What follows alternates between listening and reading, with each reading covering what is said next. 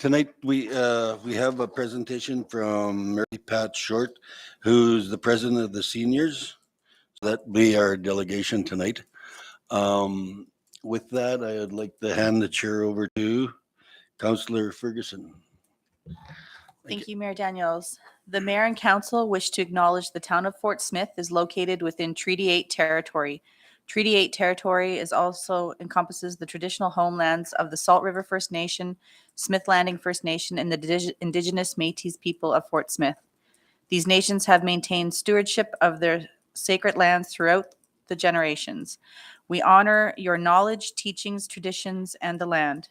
We are mindful that colonization has not been kind, and we respectfully recognize our generational histories and commit to strive for unity in the spirit of truth and reconciliation. Okay. Well then, any declaration of financial interest? No, so then we go on to the delegations. So if Mary Pat and the Senior Society.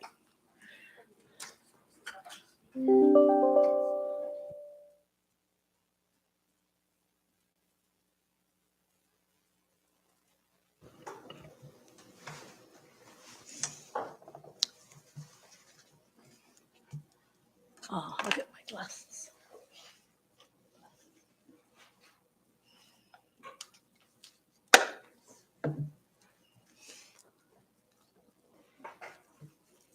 Good evening.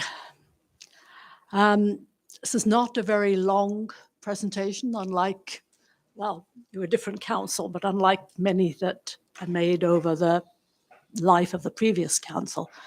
But on April the 28th, Mayor Daniels brought a copy of the current approved by the previous council indeterminate agreement between the Fort Smith Senior Society and the town of Fort Smith. And the reason for that was that that document, while seen by the people who were part of the negotiating team, of which there were 3 council representatives and 3 senior society representatives, but had not been seen by the directors of the senior society. So after that, we met and discussed it, and the majority of the directors approved almost everything in this document, just one nicety, if you like.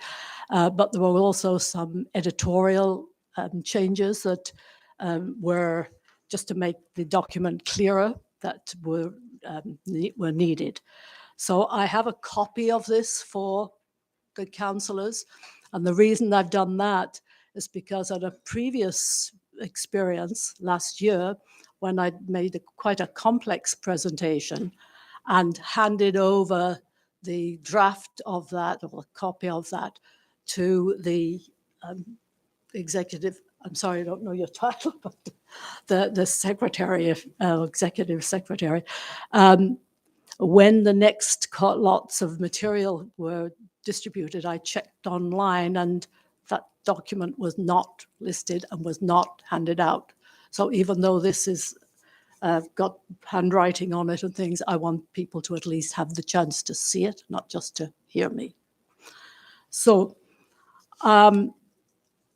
if you decide that you want to see the copy now, so you can mark the things I say, we can distribute it. But at this moment, on the first page, under item 2, there is the sentence says, the Senior Society Priority User Interim Agreement is terminated when this indeterminate agreement takes effect. But after agreement, there's a line which has no meaning. So that line in the final copy should be eliminated. Moving on then to page 3. On 14A, there's just an edit. It says if the lock to the if the lock on the door to the seniors' room is changed, the town shall immediately provide the new key to senior society. So it's just a question of putting in to the senior society. And then when we move on to page 4, the problems with the numbering system are many. So at the bottom of page 3, the number was janitorial service was 17. Well, 17 continues at the top of page 4.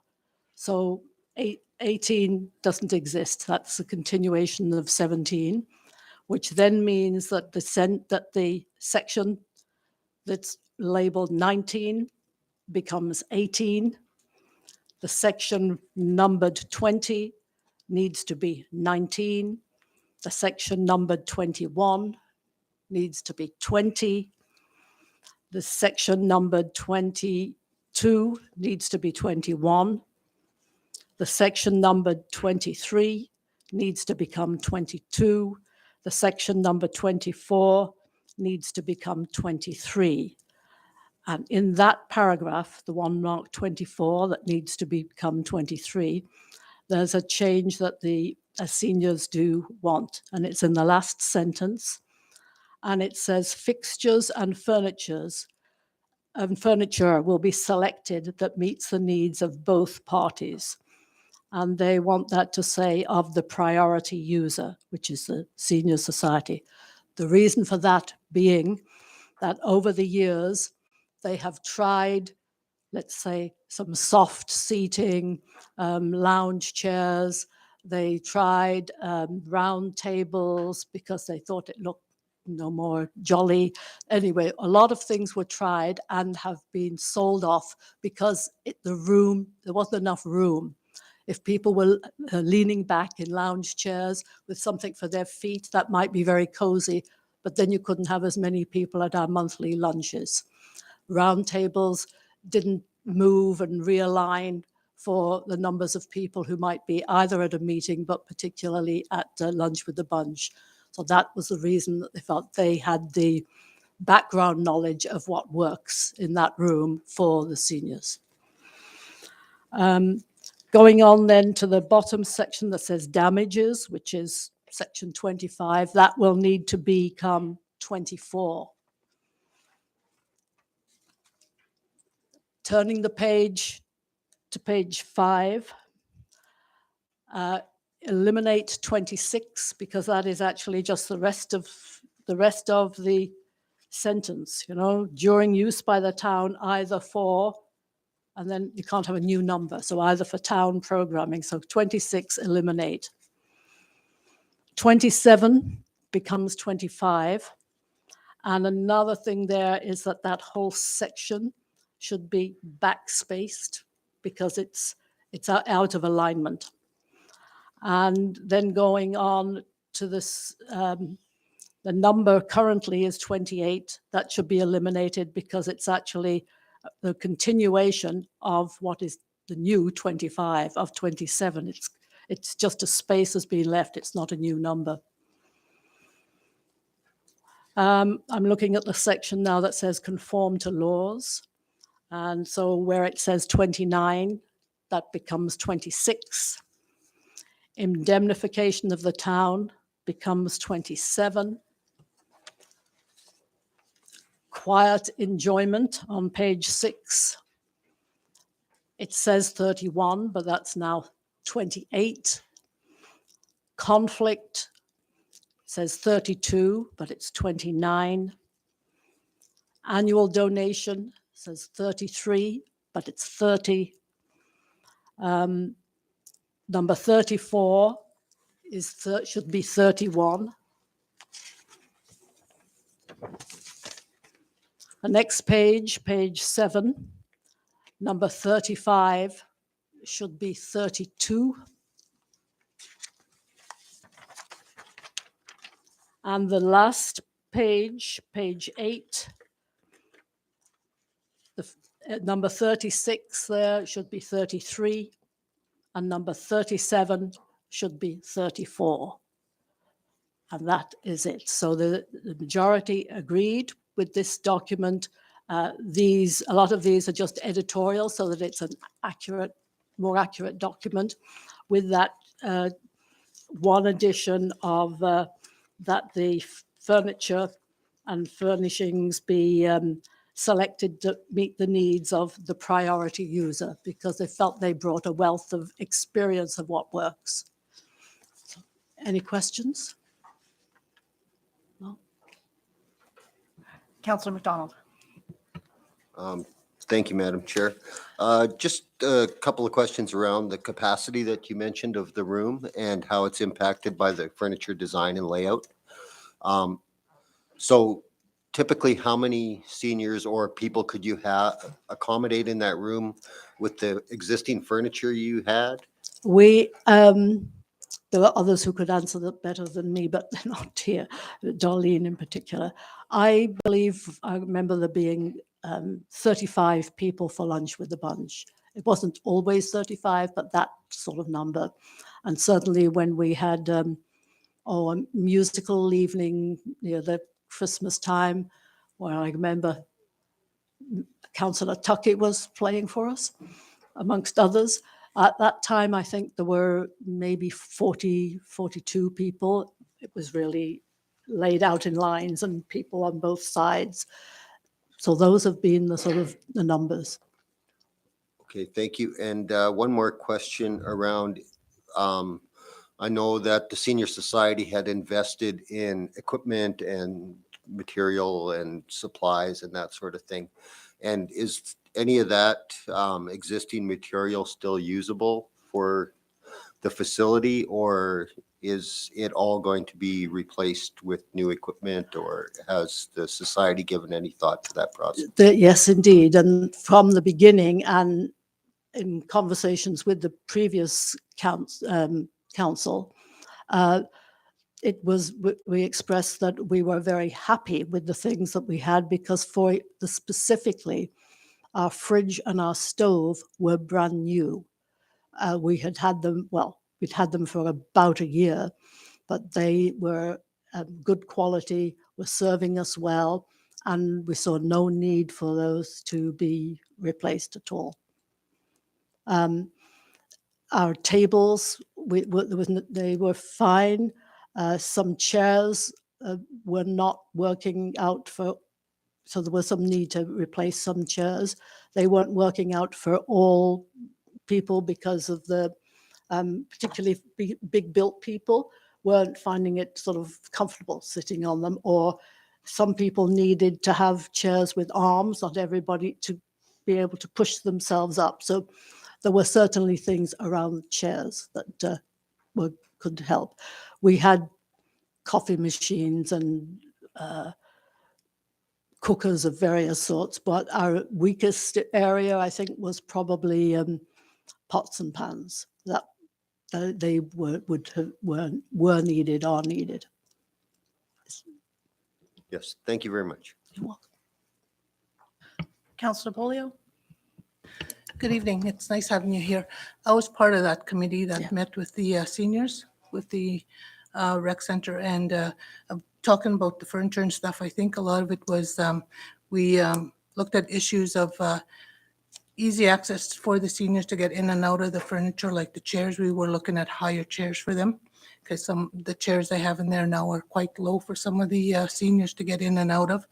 The other thing we were looking at was table issues, and we were looking at preferably corner cut tables, like remove the corners in case of falls and stuff, and tripping and stuff for the seniors. We were looking at the safety purpose of the furniture for the seniors rather than what could be accommodated for them at a regular level. And if I could add one more thing to what Councillor Bolio just said, and one of the things about the tables too is that they don't need to be heavy, because we move them around for different arrangements. So we don't need, if they're heavy, then that makes it more difficult to do that. Any other questions? Okay, seeing none, thank you for your presentation, and all right, sorry, Mayor Daniels. Yeah, I was waiting for everyone to bring in their comments. So my understanding is that is your version and it's done. And if we clean it up, we have an agreement. That's what the majority of our directors support. Yes. Okay. No, that was the only question I had. That there's a light at the end of the tunnel here, and now it's to meet the curling club people. So we're getting somewhere. I thank you very much. All right, thank you. Um, Do you want to, here, just give those to Amy. She can take them. Okay, so then going on, I need someone to make a motion for the agenda.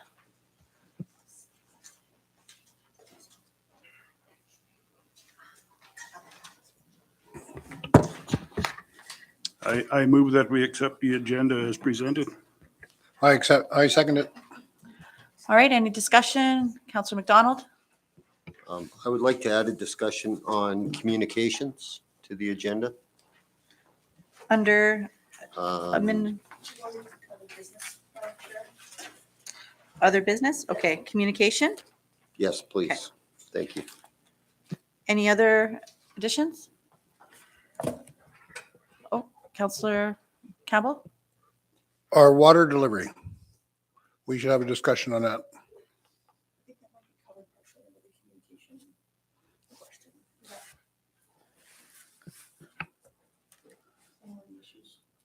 That is probably going to get covered under that That's conversation. good covered. As long as we talk about it, that's all. Okay, any other adjustments? Okay, Counselor or Deputy Mayor? Yeah, I would like to add an item that we look at sending a letter to the different government departments and find out who's responsible for looking after our highway heading towards our landfill. There's at least 4 or 5 places where water is pouring out of the bush. And we should find out if anything's going to be happening to that. There's been a lot of work done there and there seems to be no follow-up with it. And just to find out if there's a plan or anything that is there and find out who we would talk to. Thank you.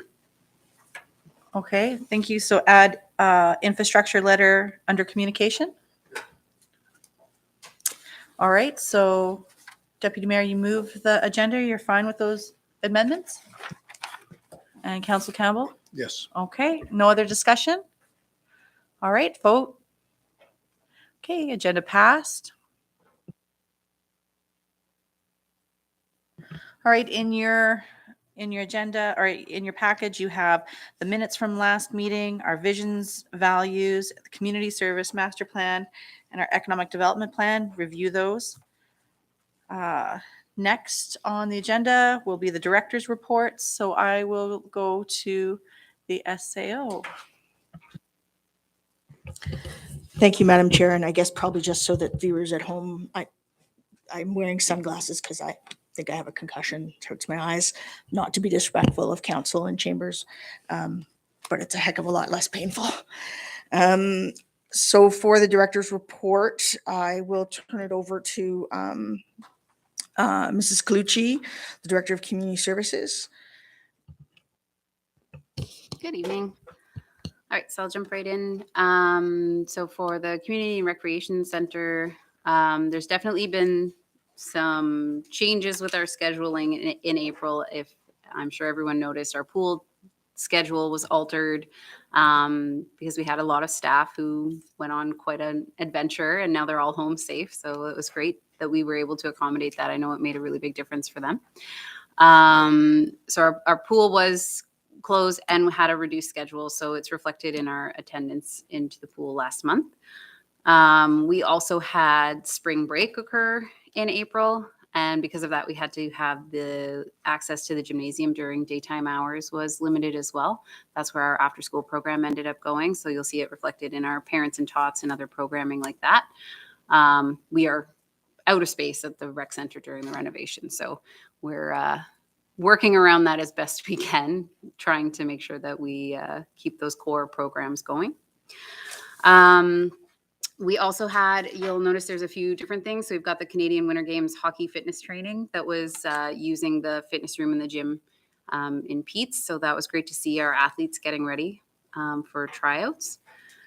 We have the postnatal group back in. So that's the Bumps and Babies. They've been able to join us again in the foyer of the rec center and bringing in those new parents and new babies in the community to meet with healthy families.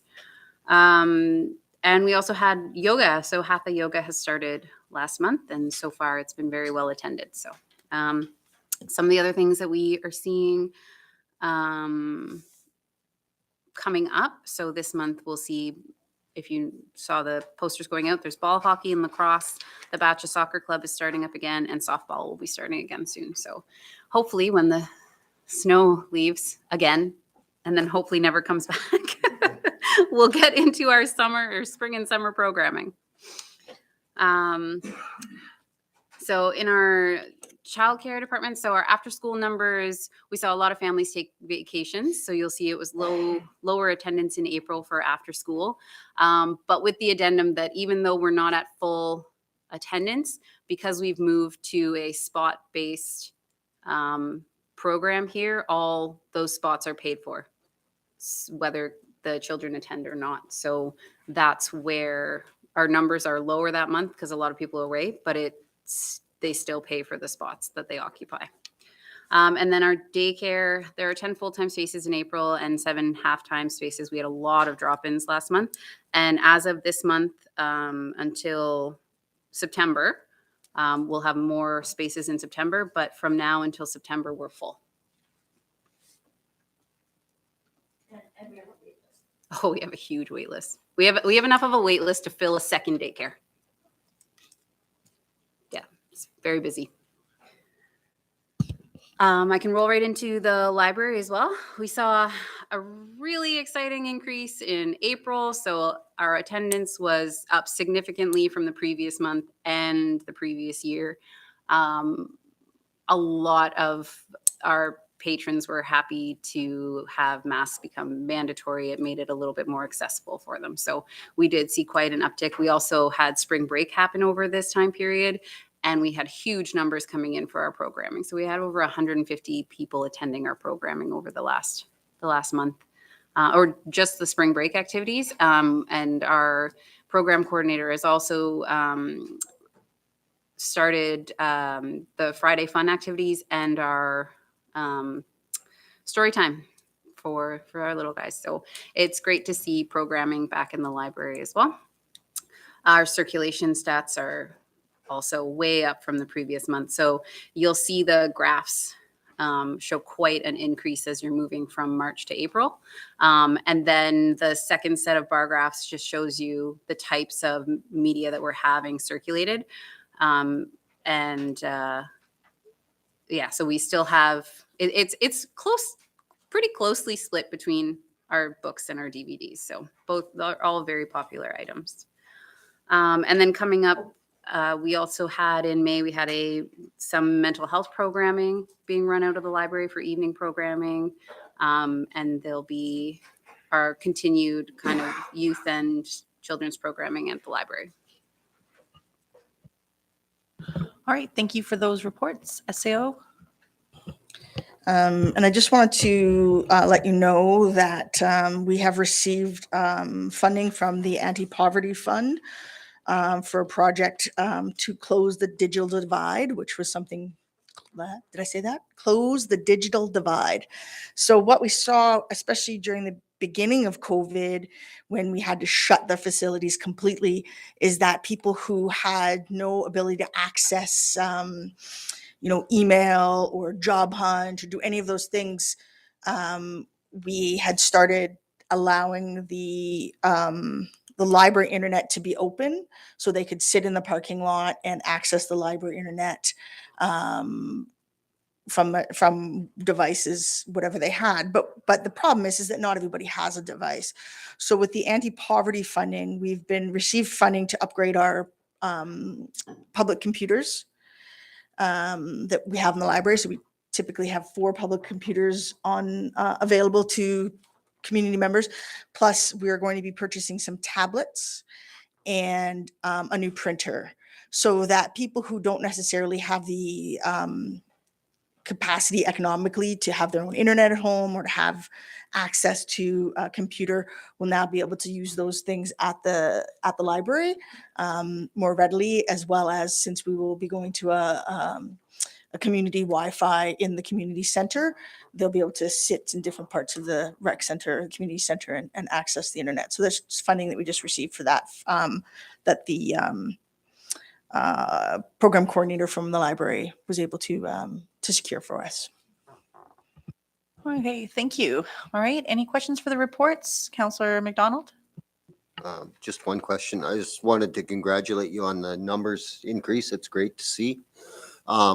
Just a question. So the story time and the Fun Fridays, those will be a regular event now in our calendar?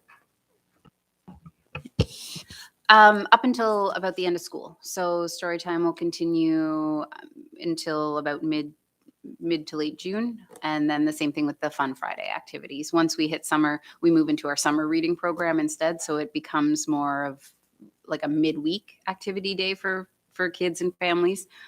So this is kind of to help close that kind of gap of what to do Friday afternoons for kids when they have the STIP days. So we saw that as a need there. And we're trying to fill that void. All right, thank you. Oh, Councillor Kroll. Hi, I was just wondering, I know you've struggled with staffing for the lifeguards. I was wondering if there's a plan to try and recruit more lifeguards and also anything for pool maintenance operators. All right, thank you. SAO. Yeah, lifeguard recruitment, super challenging. We'll be running a national lifeguard starting, or has it already started? It's already started. However, what that means is that we have to have people with their bronze cross.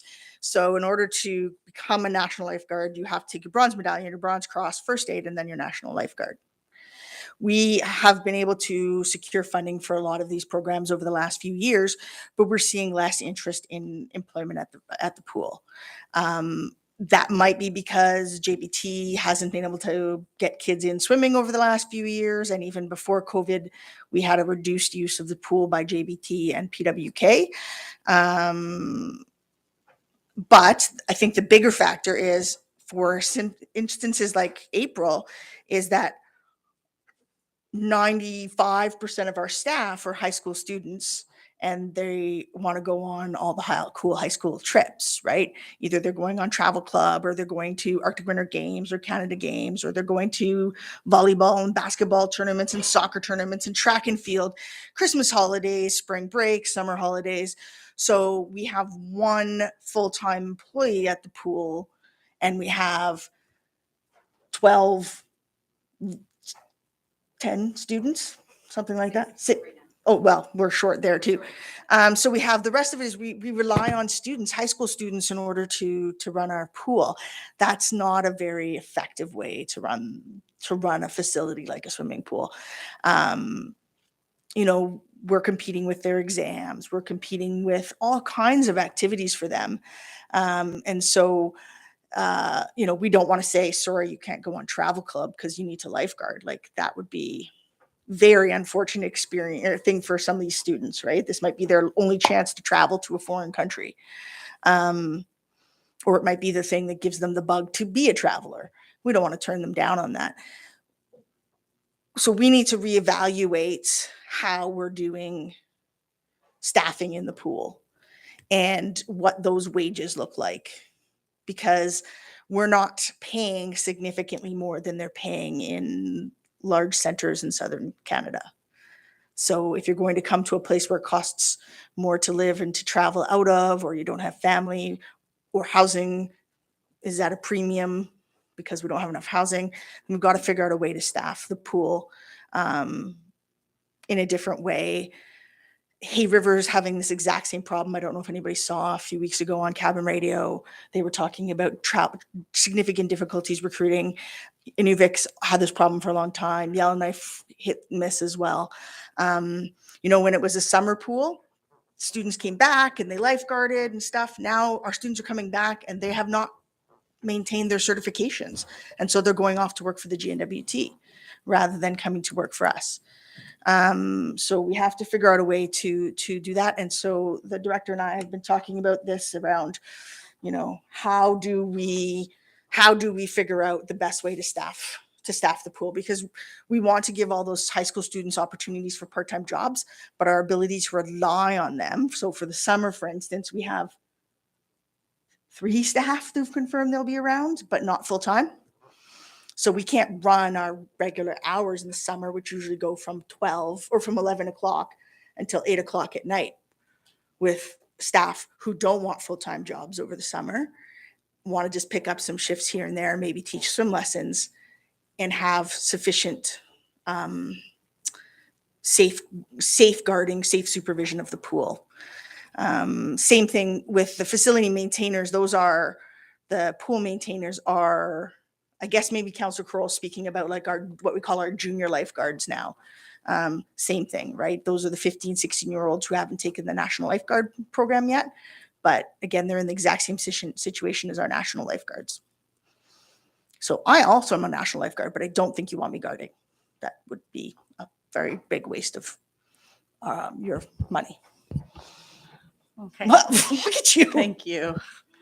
All right. Is there any other questions there on those reports? Okay. I'm just looking to see. All right. So seeing none, we're going to move on the agenda, which brings us to the Economic Development Report, SAO. And again, I'll pass that on to Mrs. Clucci. All right, so we're getting set up now for our summer. We do have our new staff hired for the Visitor Information Center. That'll help guide our town tours and things like that. Hopefully we'll see a nice uptick in tourism starting this summer. It'll be great to see people around again. There's some marketing going out with the cabin radio, seeing as that's a very well attended to media source currently in the territories, so we've accessed that. And our town tour self-guided app is in process and should be ready by midsummer. So it's a really great chance for us to, I mean, we'll still be leading tours, but it gives people the freedom to have a tour whenever they like. So there'll be an app on their phone that they can use. So it's kind of cool, bringing us into the to the current century. We've also signed on to take responsibility for the community gardens for the summer again. So we do receive funding for that to staff that and take care of the Mission Park gardens. So that's secured now. We are continuing to work on the welcome bags that will likely be ready for September, looking at having these ready for new residents and possibly tourists.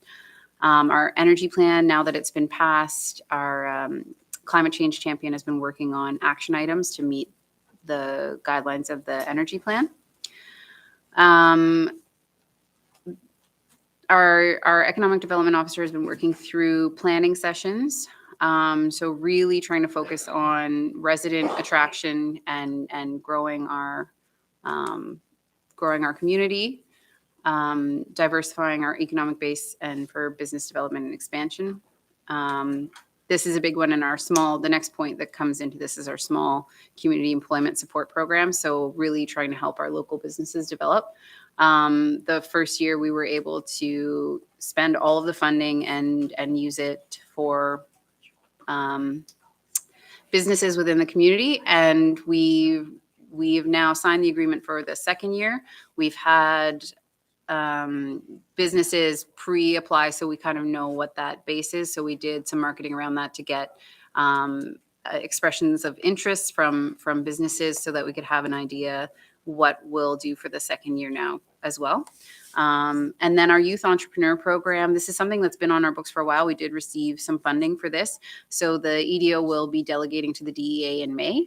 Trying to incorporate this with the school if possible or as an after-school program. So it's a program that's been used in the North and across Canada targeting like as young as grade 4 to start kids into these entrepreneurial programs. So it has really great outcomes, and it's exciting that we did receive funding to deliver some of this. So we'll hopefully get more information about that in the fall. That's it. All right, thank you. Is there questions about the economic development report? Councillor Campbell. Okay, I see we're going to take, good thing we're taking Mission Park on our, but are we going to be able to do all the lawn maintenance and looking after that due to students, employees, I guess, not enough employees or anything? Thanks. All right, SAO? So we have our 3 summer labor positions filled, unless something changed while I was away. So one of them is specifically for downtown beautification. So that will be part of their portfolio. We're also looking at our equipment to help improve the efficiency of our maintenance of lawns and roadways and ditches, which will hopefully open up some more time for people to be maintaining those things on a regular basis. So we're waiting on the multi-hog, which has the boom mower. We're waiting on the new tractor, which will be able to pull our drag mower and our new zero-turn riding mower. So those things will help with our efficiency, and we're at our regular allotment for staff. All right, thank you. Any other questions here on the economic development report? Oh, Deputy Mayor? Thank you. I'm looking at Mike McLeod's newsletter that came out.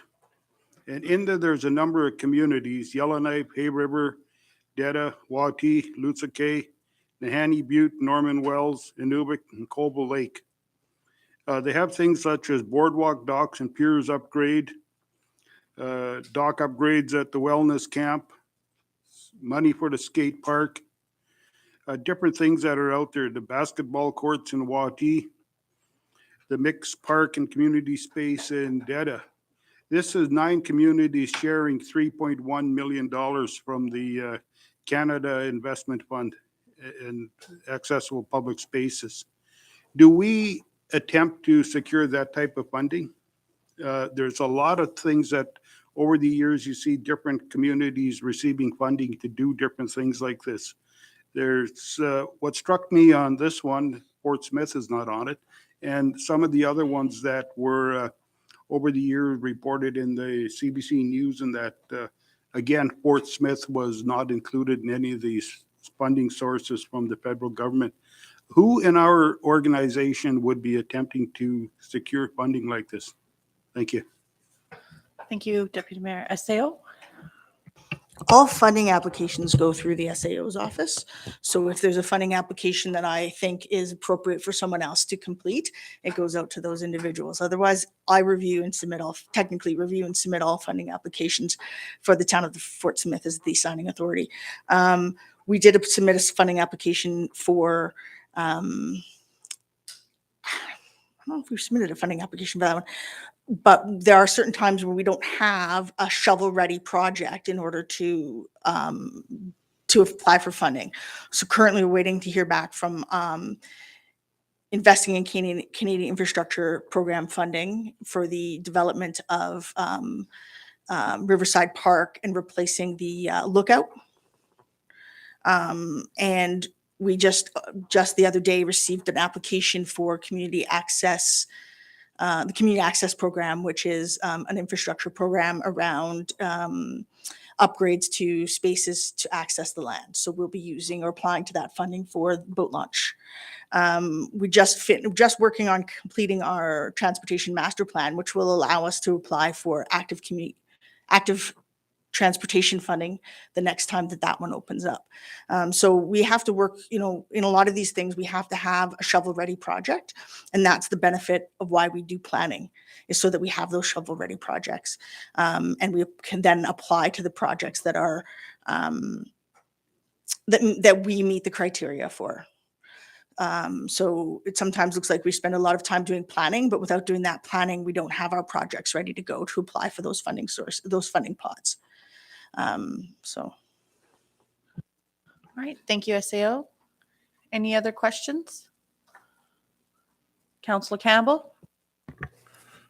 All this funding and everything in economic development, what about the Parson Lake Road and all that? Shouldn't we be talking to Parks Canada, to see if we get some funding or help find some funding to open that road back up for the people? It's an awesome drive, a good Sunday drive, and it's a nice loop for tourists and everybody coming through town. We never do anything outside. We have to get some tourism in this town somehow and give them something to do. Thanks. Thank you, Councillor Campbell. Any other questions, Deputy Mayor? Thank you. I agree with Councillor Campbell. Tourism is something that we have on our economic plan here, and there's things around it. You know, we have a summer paddle fest down there, and the road that goes into that area is horrible. There should be attempts made to find funding and get some of that stuff upgraded, so the people that do use that area, you know, fairly regular during the summer, and that even though it's outside of our boundaries, we can have talks with Smith Landing and such, and go out there and start these initiating. The other one is parks. All of our community uses the roads to Pine Lake on the weekend and further. Those roads are in horrible, horrible shape. And I don't think it's out of the council's reach to send a letter to Parks Canada and simply ask, what is your plan to your road? It's a concern to the community, and that these roads should be upgraded. Like what is it, and what can we do to help? Because Pine Lake is one of the main recreation centers during the summer that we access, and the safety of the citizens of Fort Smith should be part of our mandate, even if it's out on the highway leaving Fort Smith. And I do agree with Councillor Campbell's point that let's get some letters written, let's get it endorsed, let's get it signed by the mayor and council, and let's ask these questions. Thank you. Thank you, Deputy Mayor. Any other questions or discussion? Councillor Campbell? Okay, this funding or whatever for the boat launch, is it going to be available for this season, like next month, or when do we find out if we get it? SAO. They just sent it to me like Thursday or Friday. So knowing the territorial government, we should find out about it sometime this summer. So we won't get it for this season. Like we won't be able to do much this season. We had hoped to begin some work on planning with our local engineering technologist, but he's pretty backed up. So we may have to look at alternative plans. But yes, like many things with the territorial government, we don't hear until it's kind of too late around actually getting the funding. Thank you, SAO. Councillor Campbell? Okay, last summer, we approved some money to go down to do some work on the boat launch, like grading and putting in some heavy rock, not just crushed gravel that's going to be washed away. Are we going to continue doing that this summer right away soon the boating season starts? SAO? We do hope to get the work done on there, but we have to also be aware of what risk we take in regards to washouts, and if somebody were to be down there and there be a washout that takes them out with them. So we're just being cautious. But yeah, our plan is to make it accessible as possible to people this year, with the hope that if we get this extra funding, we'll be able to do some real work down there. Thank you, SAO. Deputy Mayor? Yeah, just for the record, the funding that I was talking about with the different communities, that's from the federal government. It's not the territorial government. All right, thank you, Deputy Mayor. Any other, Mayor Daniels? Yeah, just with this boat launch, what I see us doing, I guess, is probably working with the local contractor that we got, engineer we got, but I also see us looking at people from the residents who've been on that river for the last 30, 40 years, you know, playing a role in it. Like I stated earlier, that I don't see an outsider coming here and putting this boat launch in place and telling us what we need. For me, I want to use local people. They know the river. They know about launches. They've been equipment half their lives and everything, heavy equipment. So those are the people I would like to see, that the town has its say inside there. So that's the only thing that I'm gonna probably say on it. So thanks. Thank you, Mayor Daniels. Any other discussion? Councillor Pissinger? Yes, thank you. Just to follow up on some of the comments made and also by Mayor Daniels, with the boat launch and that, local residents use it a lot. They need to get on the river, they go fishing and things like that. So when we need to maintain it and keep it up to grade so they can put their boats in and out. Not just when Paddle Fest comes, oh, we're gonna have few people coming to town and we'll fix it up for that weekend. I think it's something that always needs to be maintained. And hopefully we do get the funding to upgrade it. But I think we also should say not wait until the middle of the summer to do it, end of July or that. The river is going to break up soon, and I think soon as that happens, we have to start looking at access to the river. Thank you. Thank you. Any other questions, discussion? Mayor Daniels? Yeah, I think, perhaps we need to look at it at another angle, and that's emergency measures, right? Because if a forest fire breaks out, where we're gonna go? We have no place to go. So that's probably one of the bigger priorities that should be done and always done accurately for the summertime, is just in case we have a fire. People have boats. Well, there's a way out for some of them, right? But yeah, I would probably look at it at a different angle so that it's always maintained. So, thanks. Thank you. Any other discussion? Oh, Councillor Bolio? Yeah, just agreeing with what's been said here about the boat launch. I think we've got to extend our view into what we want permanent in that boat launch area.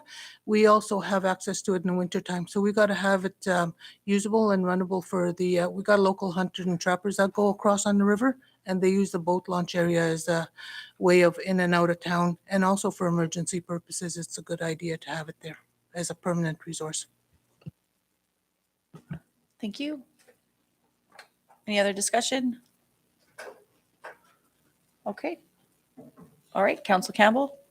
Okay, thanks for the boat launch and everything. On the economic development, what's happening with our lift for the park there, the snowboard park? Okay, SAO? Thank you. So that was part of our funding application to the ICIP funding. I think I applied for almost $1 million. So I am just waiting to hear back from them. I know that it went from the territorial review committee to the federal committee. So we're just waiting to hear back from them. Again, the engineering for that lift we were hoping to have done locally, but have not been able to get that completed by our local technologist, who apparently is overworked. And possibly underpaid. So we're going to continue to work on that with him because we do want to see that lift go in there. I think that Councillor Campbell saw an incredible event that he came to this fall or this winter, where we had an Olympic snowboarder throwing himself off of our features and our young people trying to follow him. So, there's definitely some value. And that's that whole park development, having permanent washrooms and a permanent warming room and permanent storage and a more rugged lookout facility that maybe has some, ability to shelter people if they want to be out there watching pelicans in the summer or the snowboarders in the winter, or be out there with their kids who are sledding or whatever. So, but yeah, it continues to be a work in progress, unfortunately. Thank you for that update. Any other discussion? Okay, seeing none, we're going to moving on. The agenda next is advisory boards. And the first advisory board is a community service advisory board. Diane. Councillor Kroll. Yes, our last meeting was April 26th, and we are getting low in numbers. I believe they're going to be putting out another request for people. I believe we're down 3 members. We had a brief meeting, and some of the attachments that we required for the meeting were not available, so they're going to be rectified for the next time. And just there was quite a few different events that were mentioned that were coming up, and sorry, I'm just looking at my notes here. And most notably, I guess, coming up is the Don Burnstick thing and the PWK grad. Okay, thank you. Any discussion? Okay, seeing none. The next one is the Edab Economic Advisory Board. I sit on that board. However, I was not here to attend that meeting on April 21st. But I think there was lots of good information here that we just read about the economic development report and the minutes that they've gone through here. And if there's any discussion come from that, you can just bring it up here.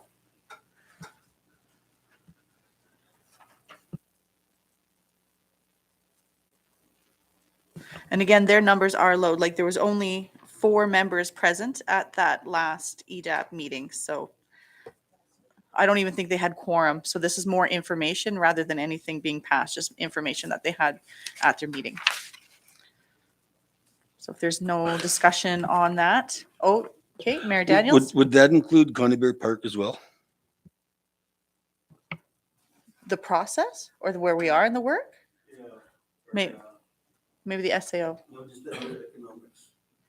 Yes, SAO?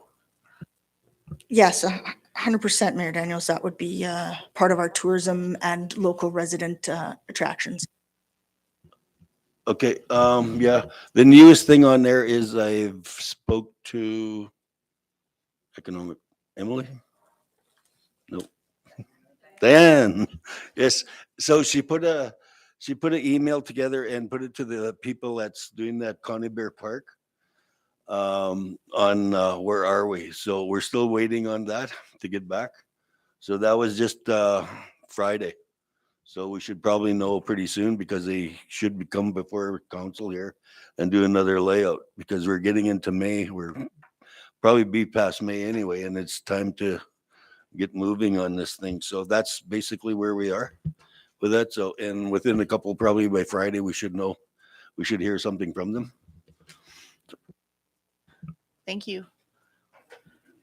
Oh, Council Campbell. Okay, talking about Conybeare Park, what is happening with the old theater? Are we in the process of putting out tenders or anything yet? Thanks. Hey, SAO. Yeah, I just came back to some unsightly notices on my desk. So we're just going through the old theater, getting the tender out for that, working on that this week, as well as the tenders for the old water treatment buildings. We do have a concern of asbestos in one of the buildings, not the theater. So we should see those RFPs going out or those tenders going out in the next week or two. We prioritized getting out tenders for water and sewer upgrades. So those, you might have seen those gone out on Facebook as well as on the website and to our other tendering websites. But yes, the theater. Perfect. Thank you, SAO. Council Campbell. Yeah, can we just sort of make that the theater a priority? Do you have that going through ASAP before construction season starts? Thanks. Thank you. Any other discussions on the advisory boards? Okay. Seeing none, we're moving on the agenda to bylaw policy review development. I don't think we have anything from that yet. We're meeting this Friday. Okay, so. Oh, next Friday. Okay. So then on to administration, SAO.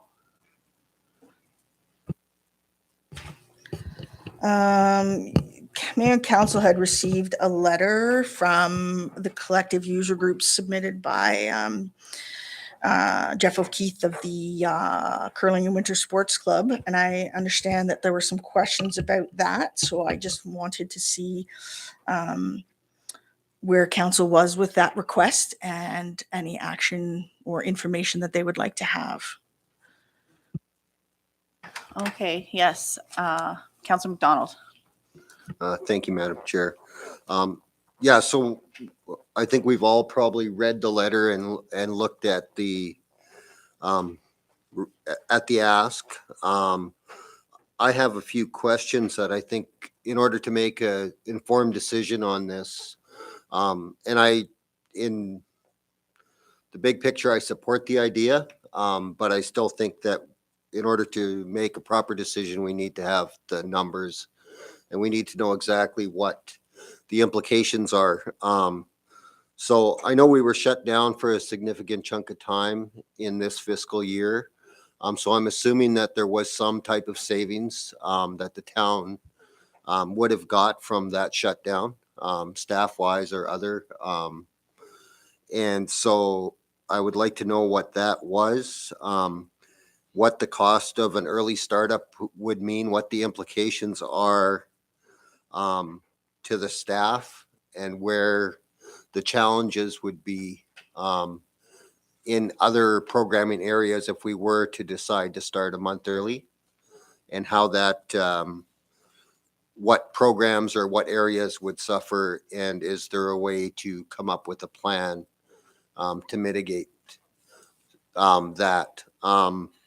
And I'd also just like to emphasize that I would support this as a one-time event. And I don't think that making this the norm, unless we can see that there's a financial benefit and a community benefit to it. I guess time will tell on that one. But I think really to make a good decision, we really need to have some more information than we currently have. Thank you. Thank you, Councilor McDonald. SAO? Definitely. So I can start giving you guys some information now, and then if you think there's additional things you'd like us to bring forward in a briefing note, I'm certainly happy to do so. But I don't want to leave this for too long.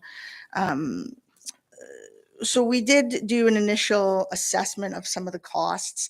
We have not opened for the month of September, so it's difficult to know what exactly the utility costs would be to bring the ice surface to the appropriate temperature and maintain it at that temperature. But what we do know is that as the season warms up, so if we go from, we're looking at the February costs of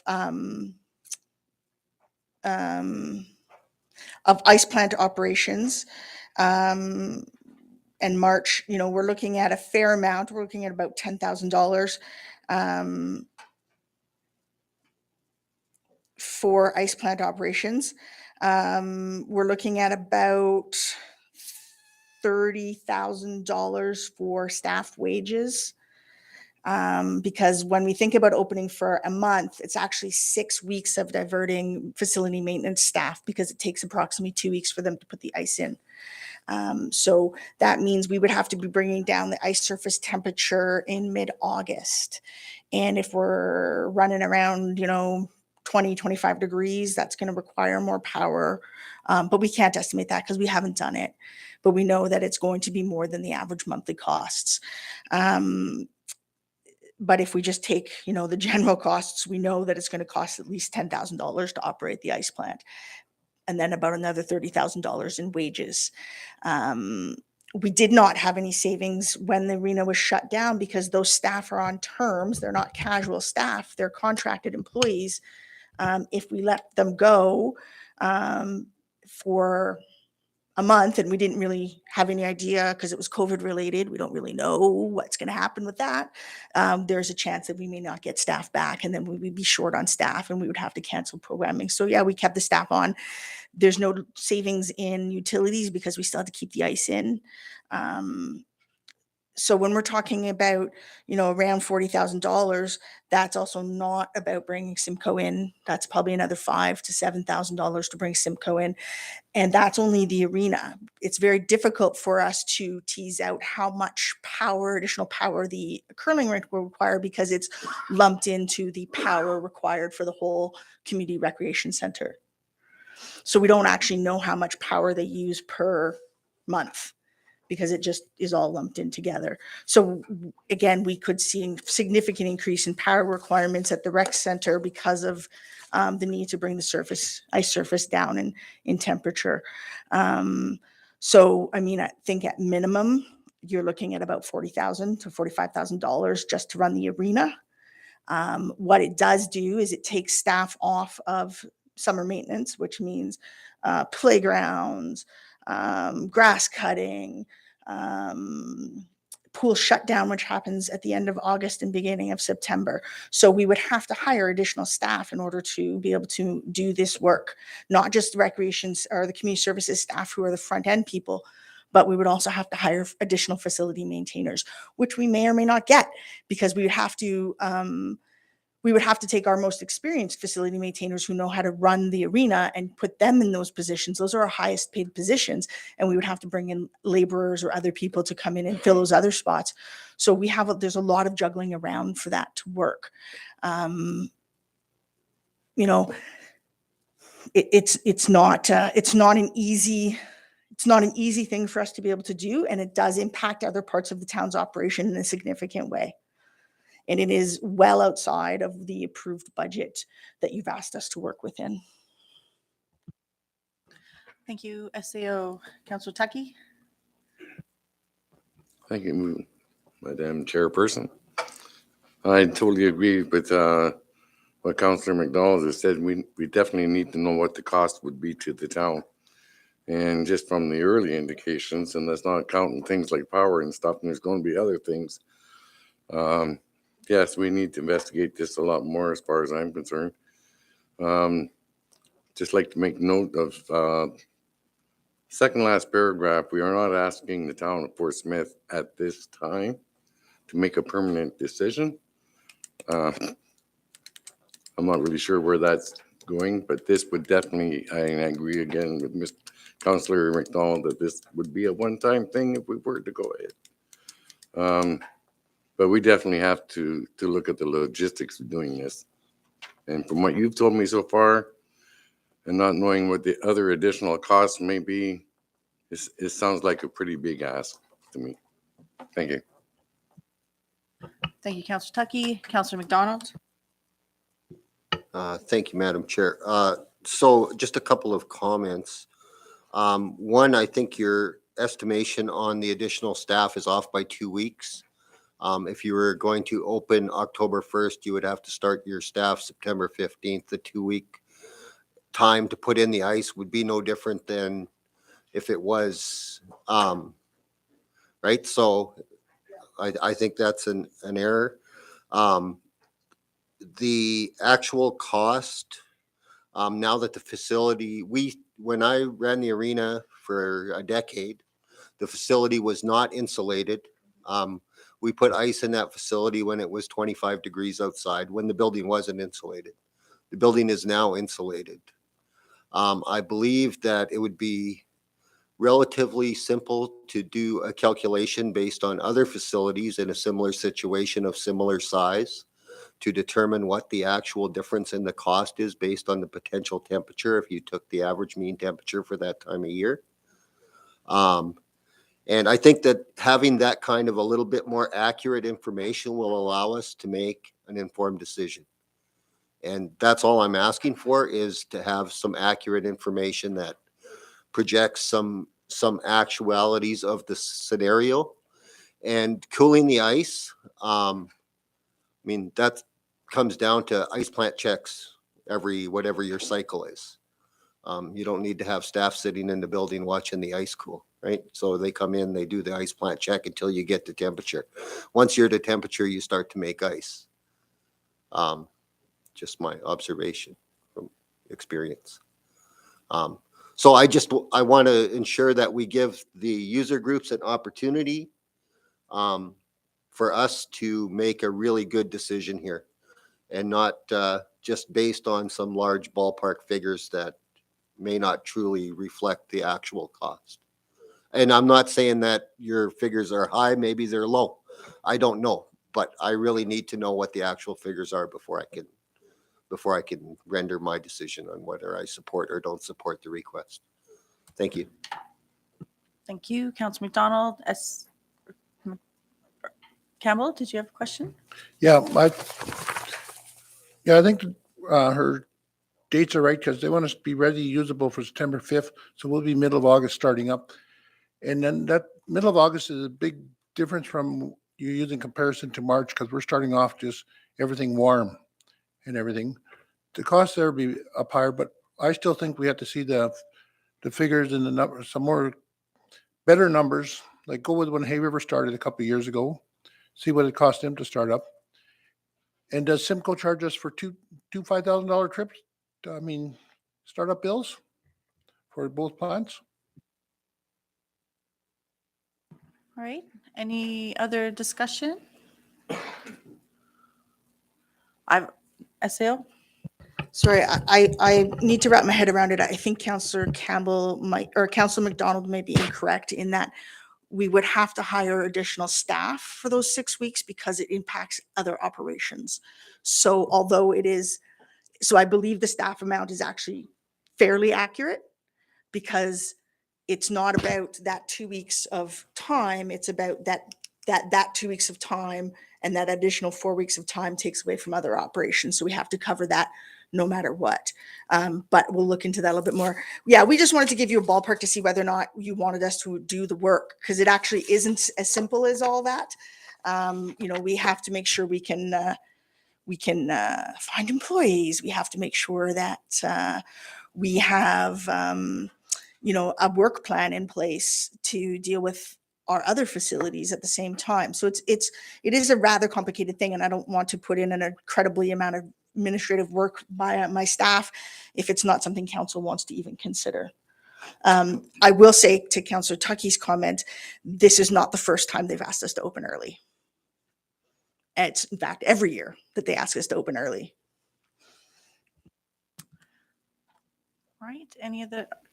I just want to if this isn't the first time that they've asked, and they've asked many times, then I think it's then of most importance for us to have actual numbers to give actual information so that the ask can be given or accepted or rejected with true numbers and values. It'd be easier to say that than to do the work now. Councillor Campbell? Yeah, I'd like to see us proceed to get more definite, more closer to the cost of everything running and everything, because I think this year for the Canada Winter Games too, we got to get everybody involved in all that, and a lot of tournaments and everything. But I would like to see, before I make a decision, as the other councillors cited, that we need a better numbers, not just big numbers and say this is what it's going to cost. Break it down into labor and cost of Simcoe and cost of all the stuff. Thanks. Thank you, Councillor Campbell. Councillor Pissinger? Excuse me? Oh. Yes, also another thing I would like for you to look into is every time everyone's geared up to start up early in that, and by the end of the season, how much usage is done. So I would like to see how much we have in October and how much we have in March also as part of the thing. Thank you. Sorry, just Councillor Kroll has been wanting to speak. Here you go, Dan. Thank you. We also need to factor in possibly what is the user groups willing to increase fees possibly for a month just to have the increased access as well. Thank you for that. Any other discussion? Deputy Mayor? I think we also got to look at the second last paragraph in the letter that was sent to us and take it in face value is that they want to do this for the 22-23 season to allow us to reinvigorate our sports and clubs It sounds like the interest may have died off due to COVID and such, 2 years of that. And they may just want to do it in this one-time deal to get the interest back out there and get people to start using it again and get out there and enjoy being with other people, no mask on and no limit on the numbers, and just get out and have fun. So I think that's a very important statement to look at, is that second last paragraph. Thank you. Thank you for that. Council Campbell? So do we need a motion to proceed with this or just go forward? Thank you. SAO? No, I'll take that as direction to bring this back to the next community services meeting. Thank you for that. And getting numbers, like financial statement kind of related? Okay. All right, Deputy Mayor, or sorry, Mayor Daniels? Yeah, no, I'm gonna throw a stumbling block into it. No, perhaps there's a discussion that we could have with them, because in the summertime, we want to utilize that arena more, right? So is there a summer program that we could look at for them? I don't know. It's a question that's shot in the dark. SAO? Sorry, we have a community volunteer teacher who runs ball hockey and lacrosse during the first parts of the summer. And then we have the Thabacha soccer program also starting up in the next couple of weeks, I think.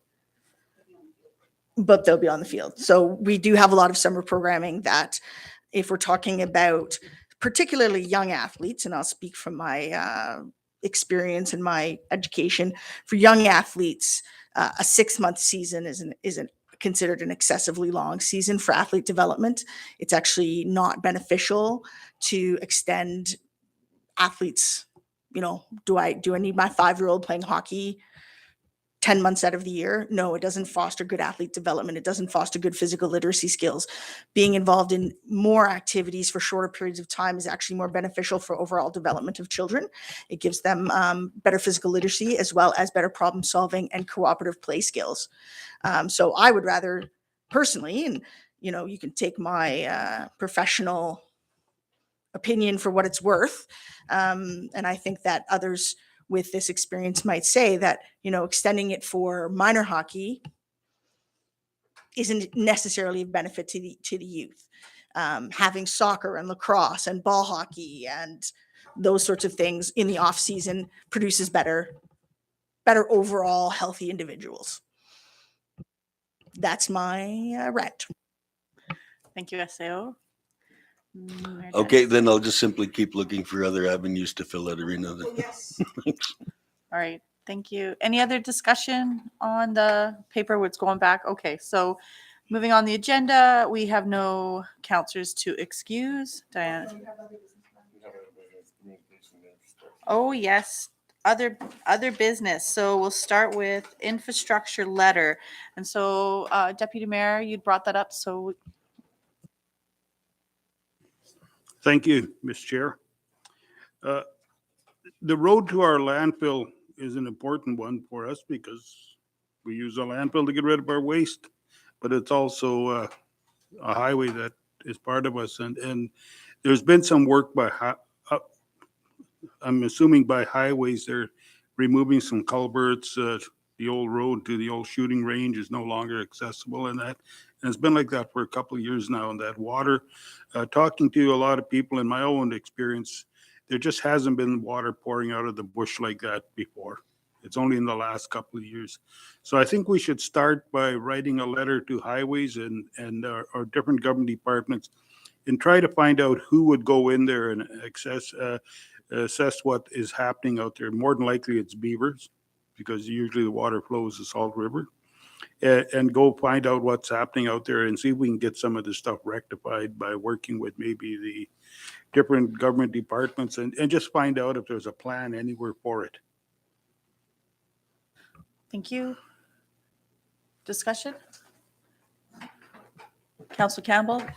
Yeah, I agree with Deputy Mayor Herron. That is our main road into Fort Smith, our safety road, our lifeline to everything else. And we should actually not write a letter. We should ask Minister Infrastructure to come and do a presentation and drive that highway just out here with us. And just in this condition. Thank you, Councillor Campbell. I agree with you saying that. Councillor Bolio? I agree with Deputy Mayor and Councillor Campbell on the highway. Also, with what the crisis has been coming up with the floods and stuff all over down south and in Hay River. I took a drive out to the Foxholes, and then the Salt River Bridge. River is extremely high, and that's the only access we have out of Fort Smith. So if that was to deteriorate within the water sources coming down the river from Athabasca and that, and our solid ice still here, we're due to have floods either in Fitz or Salt River, and that Salt River Bridge on the Highway 5 doesn't look very solid with the water coming up. Thank you, Council. So is this a direction or a motion that we have to make for SAO? SAO? I think you can certainly do it either way. I think what I would like clarification on is, do you want to ask the Minister of Infrastructure to attend, to delegate to you, or would you like a letter? I think Councillor Campbell and Pishinger and Bolio can certainly attest that lots of letters have been written from the town of Fort Smith without a lot of response, and maybe having people actually come and delegate and asking for those delegations to happen might be of more value to you. Similarly to Deputy Mayor Herron's comments earlier about parks, the park staff here may not have the answers that council wants. Might be that the federal minister of parks has better answers or has the answers, and we need to be calling those people to the table. Thank you, SAO. All right, so is it Deputy Mayor, or Mayor Daniels? Yeah. I think we should probably do a letter or email them, give them what it is to the Minister of Infrastructure, and then call them forward. But we did mention it to the Premier. So where that went, I'm not sure. But we should have the minister here. So yeah, I would totally go with that. Councillor Campbell? So if I make a motion to asking that we ask the Minister of Infrastructure to come here and drive that road with one of us ASAP, so they could see what the condition of the road is. Because we did do a lot of letter writing and nothing ever come, a lot of them. And it just might get a response back, but if they get physically asked to come and take a look at the road and drive it and see what it's like, our main source of road coming in, that's what I'd like to make a motion, that we invite the Minister of Infrastructure to come drive the road with us. Thank you. All right, so there's a motion. A discussion? Oh, a seconder, sorry. I'll second it. All right. Discussion? Yes, thank you. Yes, I agree with that. We need to do something. This is the second year in a row, I guess the road was, that this is happening with water coming out of the bushes and stuff like that. And maybe we need to make it a news story for the people, for a cabin radio or something, that this is what the citizens of Fort Smith have to deal with. Thank you. Thank you. Any other discussion? SAO?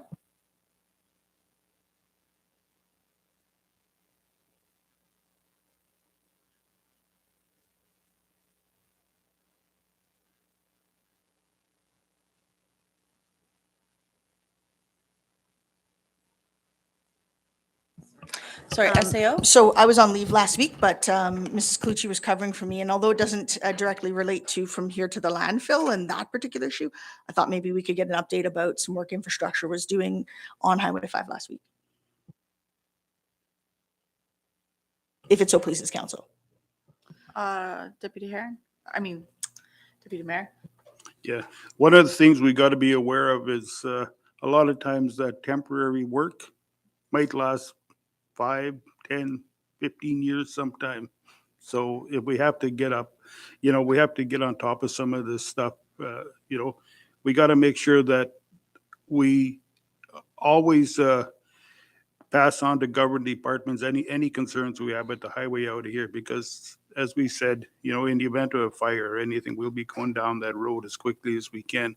And if it's washed out or anything that hinders our escape, well, we got to make sure we're on top of it. I think it is a good idea to get the Minister of Infrastructure, and at least even if it's on a Zoom call or something, and talk to them. Thank you. Councillor Campbell? I agree with Deputy Mayor Herron that like they repaired just by the shooting range, the stuff they repaired last year is already falling apart at the west end of that where they fixed last year. So it doesn't even make 5-10 years. SAO? Yeah, so I think that's why I wanted Mrs. Colucci to give us an update about the report that she had last week, because I think it's important for everybody to be aware that there is significant issues with that roadway and we're not getting a permanent fix, right? So if Mrs. Colucci could give us that quick update about that, that would be, I think it's important for everybody to know that our only access road out might not be in the best of shape. All right, Ms. Colucci? Yeah, so I just come across information that their infrastructure was in to look at one of the water crossings around Pebble Creek. So it's not quite a bridge, it's like a concrete culvert, essentially a large concrete culvert there. And they had it closed down to one lane of traffic for most of the day. And then they've opened it with a temporary fix, but that it will need to be addressed once the ground is not frozen anymore and we're back into like spring conditions. So it's not a permanent fix, and since it is the only highway out, it is a little concerning. Also, that there was no actual publicized information about it. Very concerning. So we had folks from our community leaving and going to Hay River or vice versa, and no one had any information that there was a partial closure along the road. And so it's great to find out about it after the fact, but even that wasn't really well publicized. So it's just, again, something to be aware of, and that may direct some of the discussion that you have as well. Because like you said, it's our only road out. Thank you for that. Any other discussion? Deputy Mayor? Thank you, Chairperson. Ms. Colucci, that was very good information that we should keep in contact with different government organizations and avoid these kind of situations where we get surprised by the road closure or repairs on the road, and our people are traveling at night and that on these roads and different things and that. And we have to maintain that communication with different government departments and, invite them over to talk to us and, go talk to them and just keep that line of communication open and let us know what's going on with that. Thank you. Thank you there. All right, so the motion on the floor is to invite the Minister of Infrastructure here for a meeting and discussion with council to address the road. Any more discussion? Oh, Councillor Tuckey? Just a quick question, if I may. We're also discussing about inviting parks to present a delegation as well, because I'm just thinking a few years back we had a fairly major fire out by Salt Mountain. So if there's no access out that way, the only other place we could go is either Fort Pitts or Peace Point. If I'm gonna get away from a fire, I don't want to go 22 kilometers. I want to go 120 kilometers away. So that's one of the things that we have to also present to the park, that if there's an emergency such as a natural catastrophe like a fire, we need that road to Peace Point. And secondly, the other thing is, I know we discussed at previous meetings that we would like to reopen the talks to a road south. And I think there was an agreement that someone from the town would get hold of the First Nations people in Port Chip to see if we were going to continue on with that. So I think a delegation from infrastructure and the parks is required. Thank you. Thank you, Councillor Tuckey. Mayor Daniels? Yeah, just short and brief. I did get in touch with Chief Mikisu Powder. So after that, he never got back to me. So I waited for a while. I got in touch with the Métis president there. I forget his name. Cardinal. And then after that, I got in touch with Chief Adams. So right now they're working at it. The last talk I had with them, they're looking probably in the middle of May. President Cardinal will have to be here. So he's looking at getting the leadership together from there to come to Smith. So that's basically where I left it. So it's in their hands. So that's the briefing that I have. All right, thank you. So the motion on the floor is inviting ITI or Infrastructure Minister here for a delegation with council. And there's any other discussion? All right, a vote. Okay, no more discussion? Yeah, could we just enroll Parks Canada onto that? No? I would, Oh, I would you're make low? it two different motions. Yeah, for sure. All right, so let's finish with this one here. So no more discussion. All in favor? Okay, all in favor, motion carried. And would someone like then to make a second motion regarding inviting parks, federal park governance to come and speak with us? I would like to move that we invite the superintendent of Parks Canada to come and talk to council about their plans on the roads in the park and what are their long-term plans with that, which affects the community, and in the spirit of reconciliation that they should maintain those roads. Thank you. All right. And I'll second. Okay. And discussion? Okay, seeing no discussion then, all in favor? All in favor, motion carried. All right, then we're finished with infrastructure. Now next would be under other business, the communication. Councillor McDonald. Thank you, Madam Chair. So over the last few weeks, there's been some discussion with different community members that I've had and that I know other councillors have had. I believe we also received a letter regarding our rates and fees bylaw that we amended earlier this year. And I know we had a lot of discussion amongst the mayor and council about ensuring that we had good communication with the community as we were doing that work and as we were putting it out. And I think we really did fail as an organization to properly inform the community or in the way that we did it. I don't think the information was properly relayed to all of the stakeholders. And as a result, some people were getting surprises on their bills, simply because they did not realize that we had made the changes, that the rates and fees had changed. And all of a sudden, and I think the big part of it is in how we communicate and how we get that information out there. And I think in the past, it's been semi one-dimensional delivery. I know our communications group has been meeting. We've been discussing ways to improve how we're communicating with the community. But I think it's something that we certainly as an organization need to put a lot of focus in.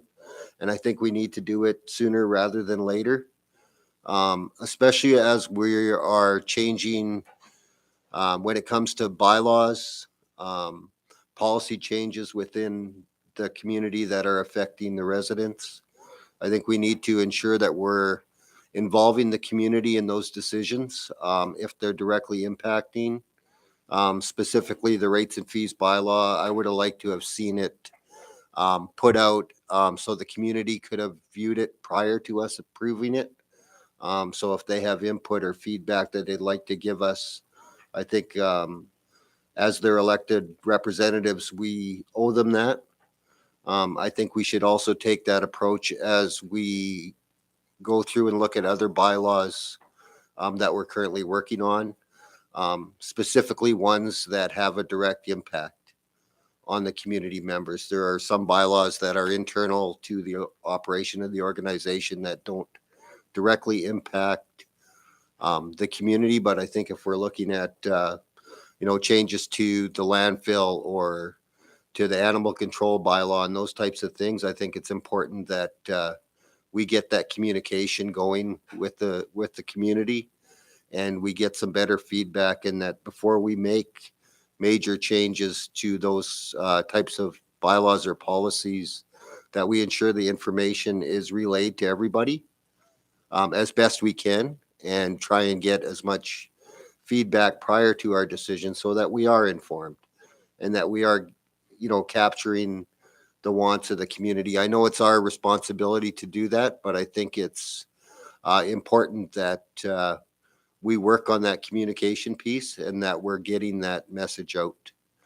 So I really wanted to raise this so that I could get some feedback from the rest of the council and the administration as to their thoughts on how we could improve the way that we're doing this. And the one thought I had, and I haven't done any research or looked into it at all, is I know, like, if you go to Hay River, Inuvik, Yellowknife, they all have a community channel, like a community TV channel, and you can sit there and watch that, and it plays some funky tunes, and the community messages kind of roll through. So maybe that's something we could give some consideration to. I don't know what the costs are. Like I said, I've done absolutely no research into looking into that. But I'm just thinking of trying to find ways to better communicate.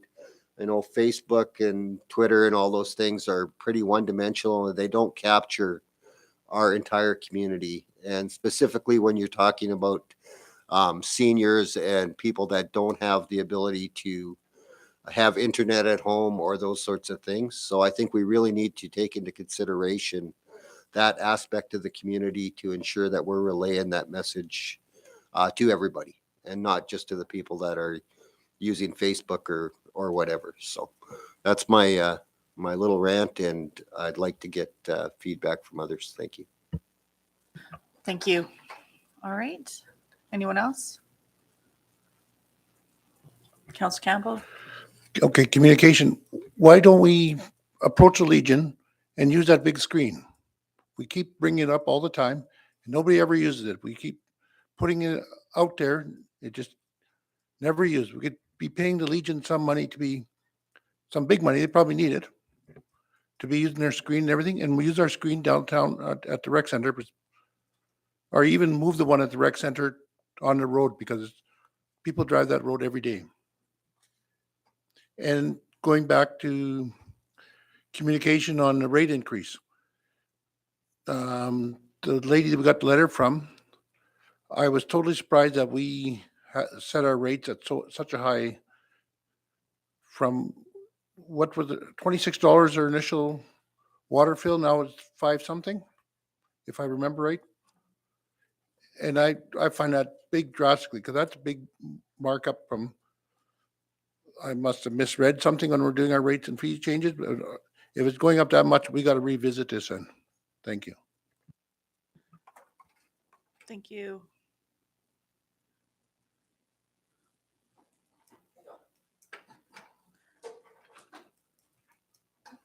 Mayor Daniels? Oh, wait, Dan. Mayor, okay, guys. So we are working to create some information pamphlets and things that people can start collecting at our various locations. From ambulance service fees and how ambulance services get paid, to what the fees are to sign up for utilities and stuff like that. So that's, we recognize that communication is always a challenge here, because we don't have a community channel, because we don't have a local newspaper, that we're trying to find ways to make information as accessible as possible. We're looking at some more displays, types of different kinds of displays that we can put in local stores and things like that, so that we can reach more people. So yeah, I think we also as administration know that we fell short in this particular instance. And we think, oh, people will look at the website. It's in the agenda. It's in the package. It's, people will take the initiative, but that's not always the case. And to be better customer service providers, we have to step up and do a little bit more. So we're just looking at some of those options and ways to do those sorts of things as well to make it more accessible. Thank you. I actually just had a note, if I could, about the water bill. Is the meters. We collect a fee for the meters, whether it be $300 or $500 now, right?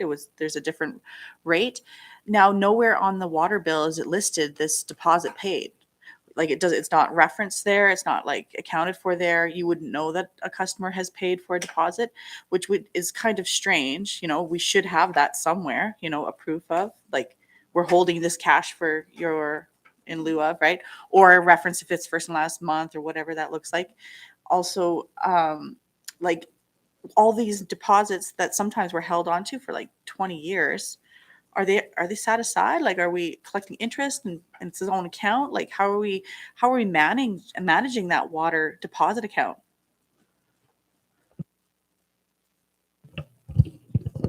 I would have to look more carefully, but everybody who pays a water deposit gets paperwork saying that they've paid for their meter deposit. So I don't know that it needs to be continuously shown on a bill. It's there. You come in and put a deposit on a water meter, and it's actually market value. So if the market value for a water meter is $200 or it's $500, depending on, right now it might be more because of supply chain issues than it was last year or the year before. So it's market value for the cost that it costs the town to purchase a water meter in order to install it. And then those water meter deposits are returned when somebody closes their account for the exact amount that it was paid.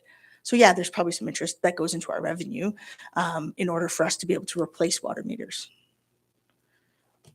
Right? It's all part of the money that we are required to collect in order to be able to maintain our water and sewer infrastructure over the years. I just had one more follow-up. No, I get that everyone's given a receipt when they pay. Like, I've done that. I have a few of those.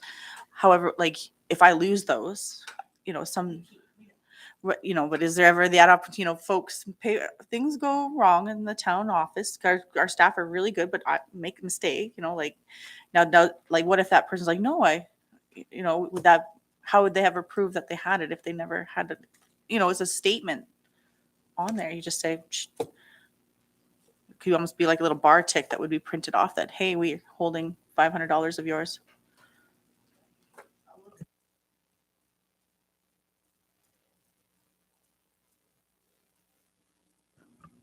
And any other question? Councilor Campbell? So this rate increase, so it appears it happened to two people out towards the Salt River. How did we come up such a big increase? I'm totally flabbergasted. Like, somebody has to get $26 to $500 and something dollars. Where did it come up through our rates and fees? Thank you. SAO? I can answer that, sure. It was in your rates and fees bylaw that you approved. I think what the question is, how could $26 then reflect to $450 as the rate increase? How did that work out? It was almost $500 increase. Individuals who live outside of the community were paying significantly less for water services than people who live inside the community who pay taxes. So the rate increase reflected the fact that we're providing services to non-tax-paying individuals so that taxpayers of the community were actually shouldering the burden of the people that lived outside of the community boundaries. Campbell? So all our rates went up for all the Smith landings everywhere, all the way down there? I don't know what to say.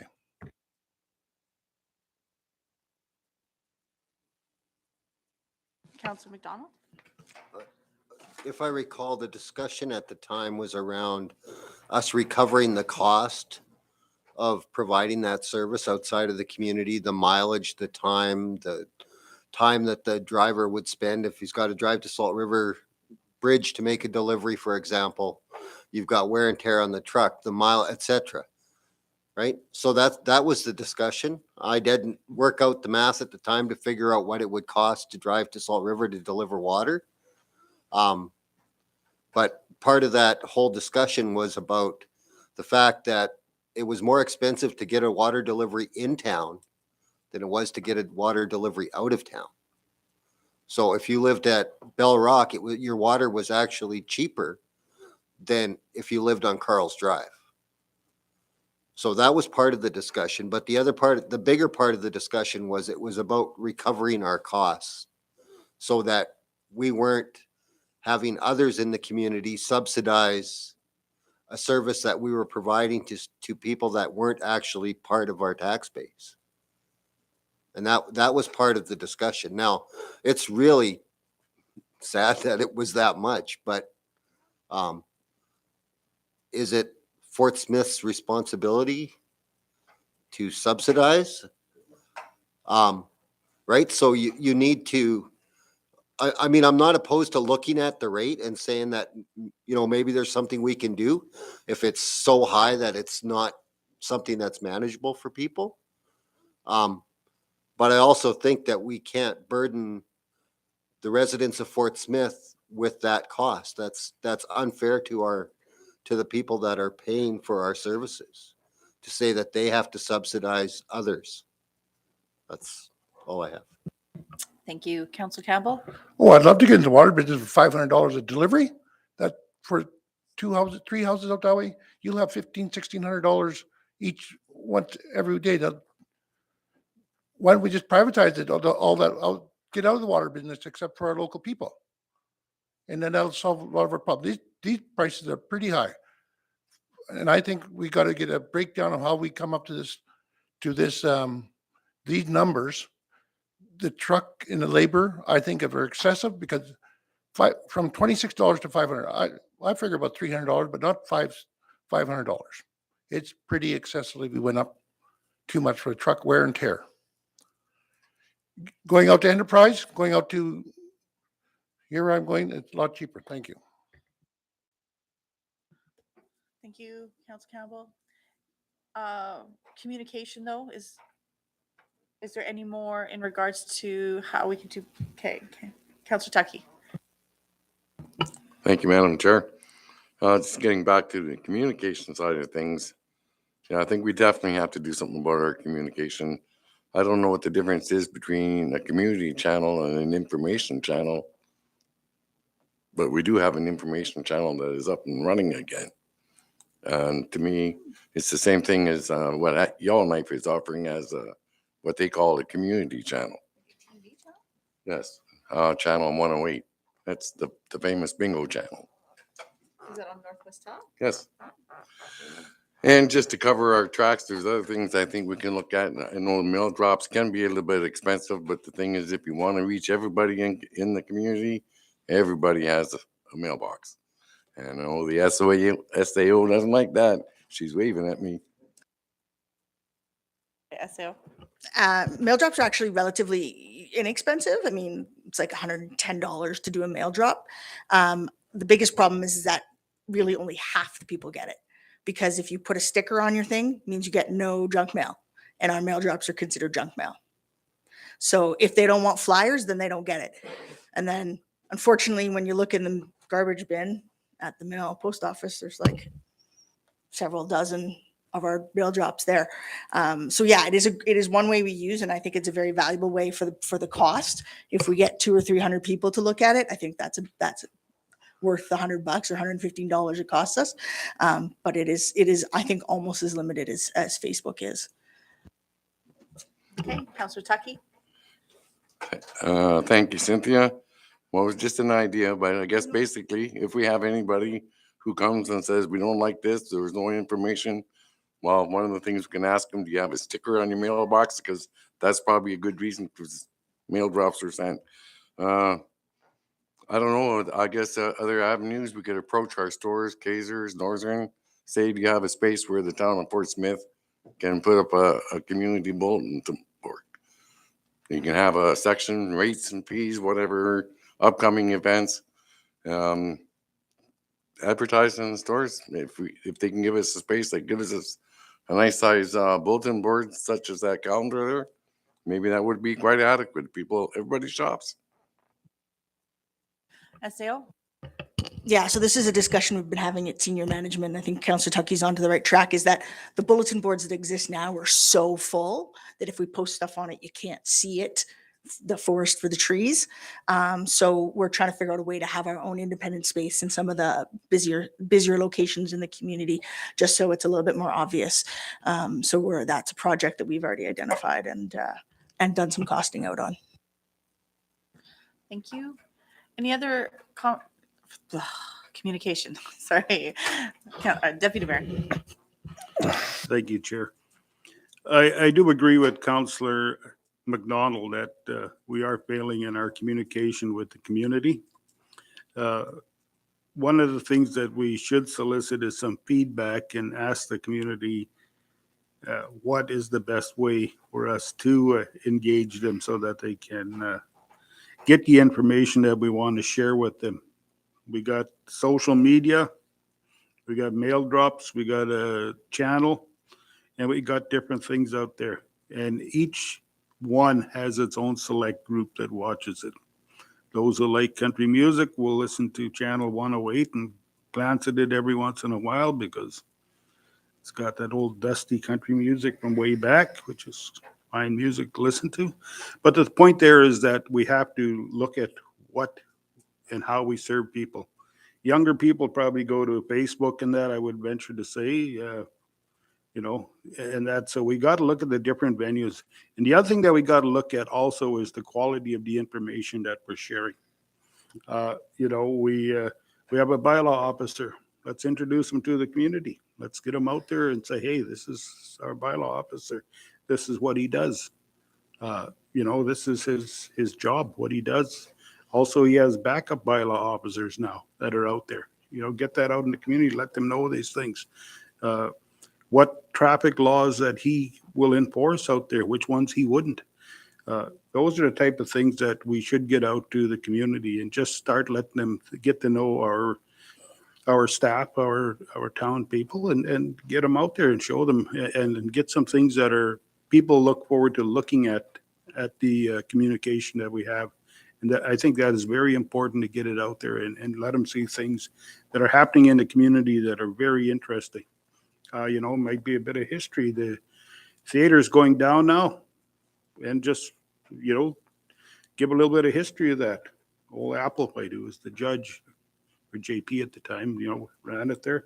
But there's a lot of stuff there that we can make interesting and get people, and we can also deliver the message that we want out there, the important things that mean something to the community. Thank you, Chair. Thank you. Any other discussion? Councillor McDonald. Yeah, I just wanted to say thank you to everyone for your suggestions. They were very beneficial. I know we've been struggling a little bit at the communications committee with coming up with some good ideas. So I was unaware we had an information channel. I don't have cable TV in my neighborhood, so I can't have it. Yeah. And I really like Councillor Campbell's idea about the bulletin boards and utilizing that. I think that's a great way to get information out to the community. Everyone's ideas were good, and like Councillor Tucky said, I think it's important that we get every demographic in a way that they can respond to. So thank you. All right, thank you. Councillor Campbell and then SAO. You know what, we could try again. I thought it was a great idea until only one person kept showing up. A brown bag lunch. With a different council, it might be a big difference. Let's give it a shot. We don't know what's going to happen. Thank you. Thank you. SAO. So two things. One just came up because Councillor Campbell mentioned it, is that y'all have a barbecue at the end of the month for the community. So May 27th at noon. We'll give you the logistics so you know when to come and start barbecuing. But it'll be a Meet Your Counselors barbecue, since this is our first COVID-free opportunity in nice weather, hopefully. Fingers crossed the snow melts by then. The other thing is we do have some money built into the capital plan to look at a communication strategy. So not a communication strategy out to the world, but our communication strategy to local residents and how we respond to what channels of communication are going to work best in our community, as well as our policies around communication. Like, we're not going to respond to aggressive posts on Facebook, but we will respond to people with genuine inquiries, right? Like, those are the kinds of things we don't have a policy or procedures around. So there is some money in the capital plan to get working on that. So hopefully with the communications committee, we'll be able to address some of those, someone come from the outside coming in and saying, like, not outside the town, but outside the organization coming in and saying, like, can we do this? Or this is really popular, or, this is an effective method. So just to have a bird's eye view, as well as help us develop some communication policies. So hopefully we'll be working on that this summer. Thank you. Any other discussion on communication? Oh, Mayor Daniels? Yeah, I'm just gonna jump in here. Communications, yes, we need work on it, and that'll probably come about. But the other thing that I want to talk to is these meters. The price on water delivery, basically outside of our community. So I guess what we should have done was we came up with a scenario that, yes, we need to do this in a fair manner, in which I think council did. However, we did do some number crunchings, but the thing was, it didn't come back to council to re-look at it. So I'm not sure if we could change those numbers yet, but I would like to readdress it, to take another look at it. And that's basically for what, 3 individuals. Council Cam, or, okay, Council McDonald? I just want to say it did come back to council. We discussed it. It went to administration. They revised the fees bylaw. It came back to council for review, and then we discussed it again, and we voted and we passed it. So like I said earlier, I'm not opposed to looking at it to see if there's something we can do, but I think as a group, we agreed and we passed this bylaw. And we have to stand behind our decisions, and we have to support the community at the same time. So every time we make a decision and we get an unhappy person in the community, we need to work with that person, but we also have to consider that as a mayor and council, we made an informed decision that everyone in this room voted in favor of. So for us to waffle on those decisions, it doesn't look good on us, because it makes us look like we weren't paying attention at the time when we passed those rates and fees. And we all looked at it, we all discussed it, we all debated it, and then we all agreed. So if we all agreed, then that's an informed decision. Now, having said that, I certainly feel for the people that have experienced a huge rate increase. And perhaps we can look at that, and there is a way to come up with something that, in a way of a cost sharing measure or some way to service them in conjunction with each other, that can reduce the fees and not cost the town extra dollars. I mean, there's always creative ways to look at that. But keep in mind, we passed that. That's our rates and fees bylaw. This council and mayor passed that as a group. So we need to stand behind those decisions that we made. Thank you.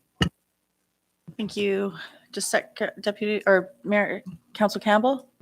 Yes, I know we passed the rates and fees, but we didn't pass like the trucking and all that stuff, because I was still under the impression we were still going to negotiate with Smith Landing. We talked about it so many times. We're going to negotiate with Smith Landing. And that was always said. We have piss poor communication if that's the way it's going to go then. Because we keep saying we're going to communicate and renew the fee for more money from Smith Landing for all this. And now we put a great big burden on everybody out there.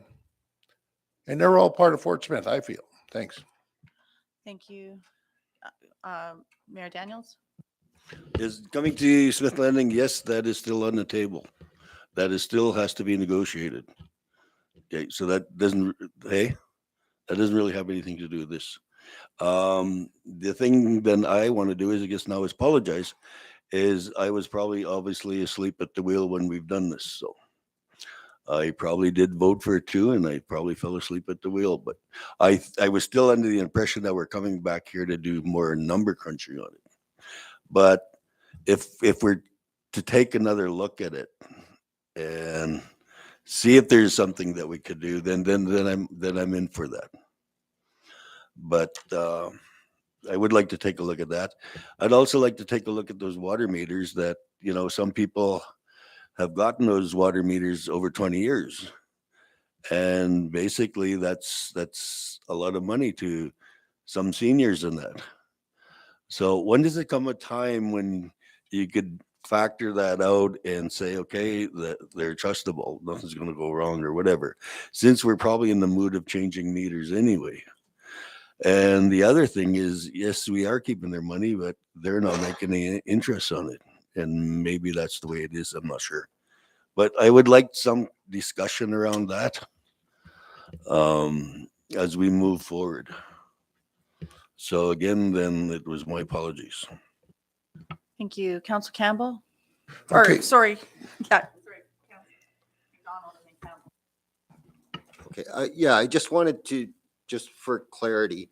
So the agreement with the Smith Landing and the Salt River First Nation are negotiated contracts. They're negotiated agreement between government to government. They're not directly related to our current fees. They are related, but not directly related. So the services that we're providing to them is under a contract that we agree to. And it's not the same as if we were working with a resident of the community. So we need to keep that in mind, that they're two entirely separate things. Done. Yeah.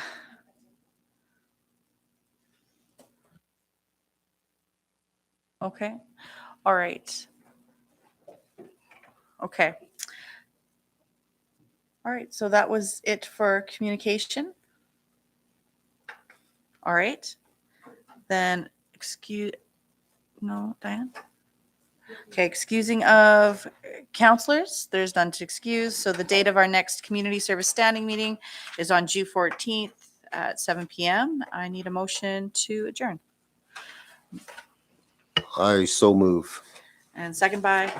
Second. All right, all in favor? Meeting is adjourned at 8:56 p.m. Just a quick question.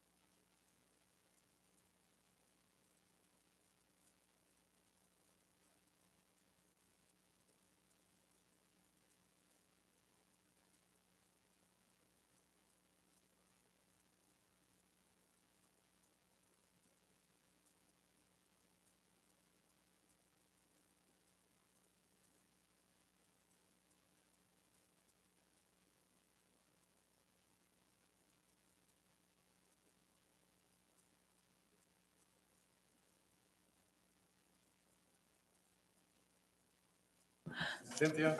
Can we take a 5-minute break here between meetings? Okay, thank you.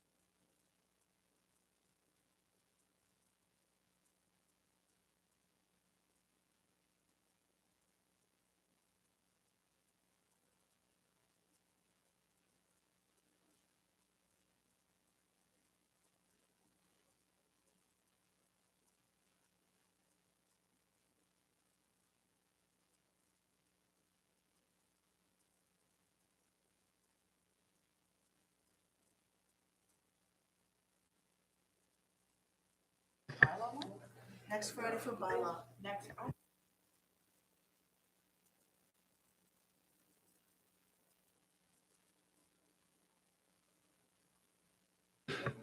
Okay, I'd like to call this meeting to order at 9:05. Any financial interests? I see no delegations. And then we'll go right to the reviewing of, where's the adoption of, okay, agenda. Can we have a, I move that the agenda be adopted as presented. I'll second that. any questions? All in favor? Passed. Okay, we'll move on to the minutes of the Municipal Service Standing Committee on April 11th, 2022. Councillor Ferguson? Yeah, I just had a question. I was just wondering if, for follow-up did we invite the ITI manager to come sit with us? That was brought up then.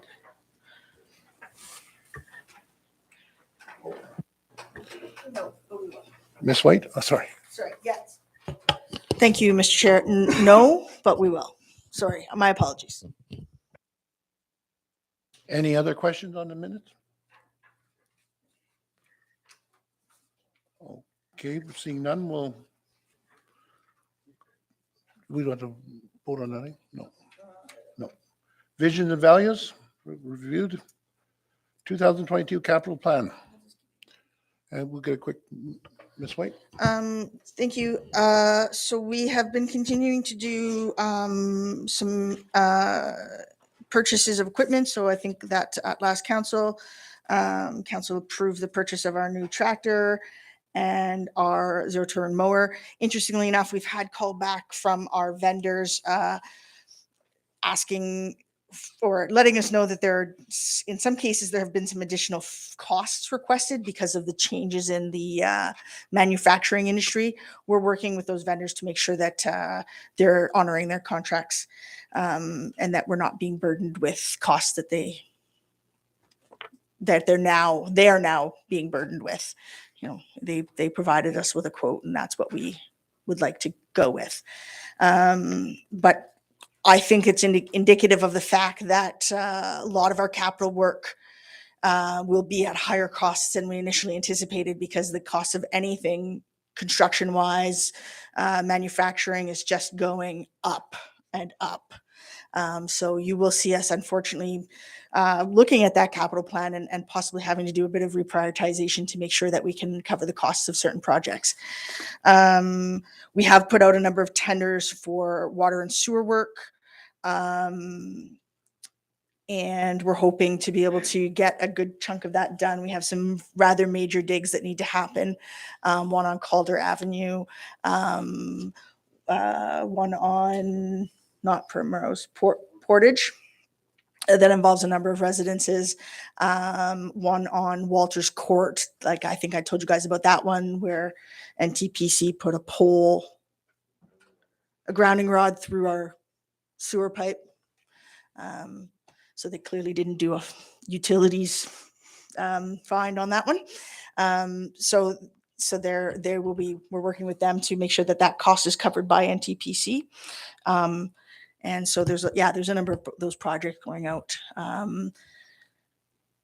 We should also be seeing the columbarium for the Catholic Cemetery coming in very shortly, as well as I'm anticipating the work on the catwalk for the water fill station should be starting pretty soon. I don't know if we have a start date on that, but maybe the director will give us an update when his time comes, as well as just received contact from the engineer that we hired to do the review of our water intake and the main lift station and the water tower. So I just got an email from him today at the end of the day. So we'll be moving ahead with that, as well as we're going to be getting some cost information from the engineers that were working on the slope study to look at a monitoring plan. So we should see that in the next month or so.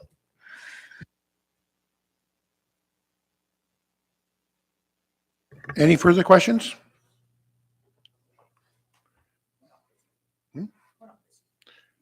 Oh, I guess I could, okay, rec center. Can we have an update on the rec center construction? And can we have a tour of what's happening over there?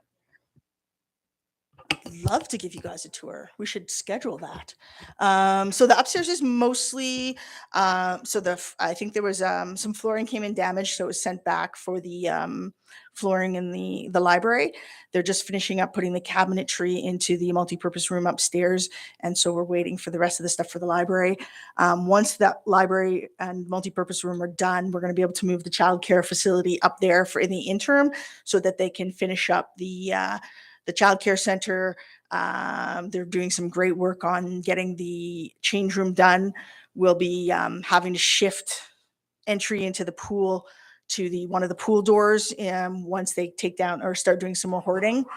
And then once the childcare facility is done, hopefully they'll be able to finish the seniors room and get some last parts of the flooring done in the main foyer and the front desk and stuff. So a lot of stuff happening, but I would love to give you guys a tour. Let's schedule that. I'll get Amy to send something out for you. Thank you. Then that's all for capital plans. Let's move on to the director's report. Miss.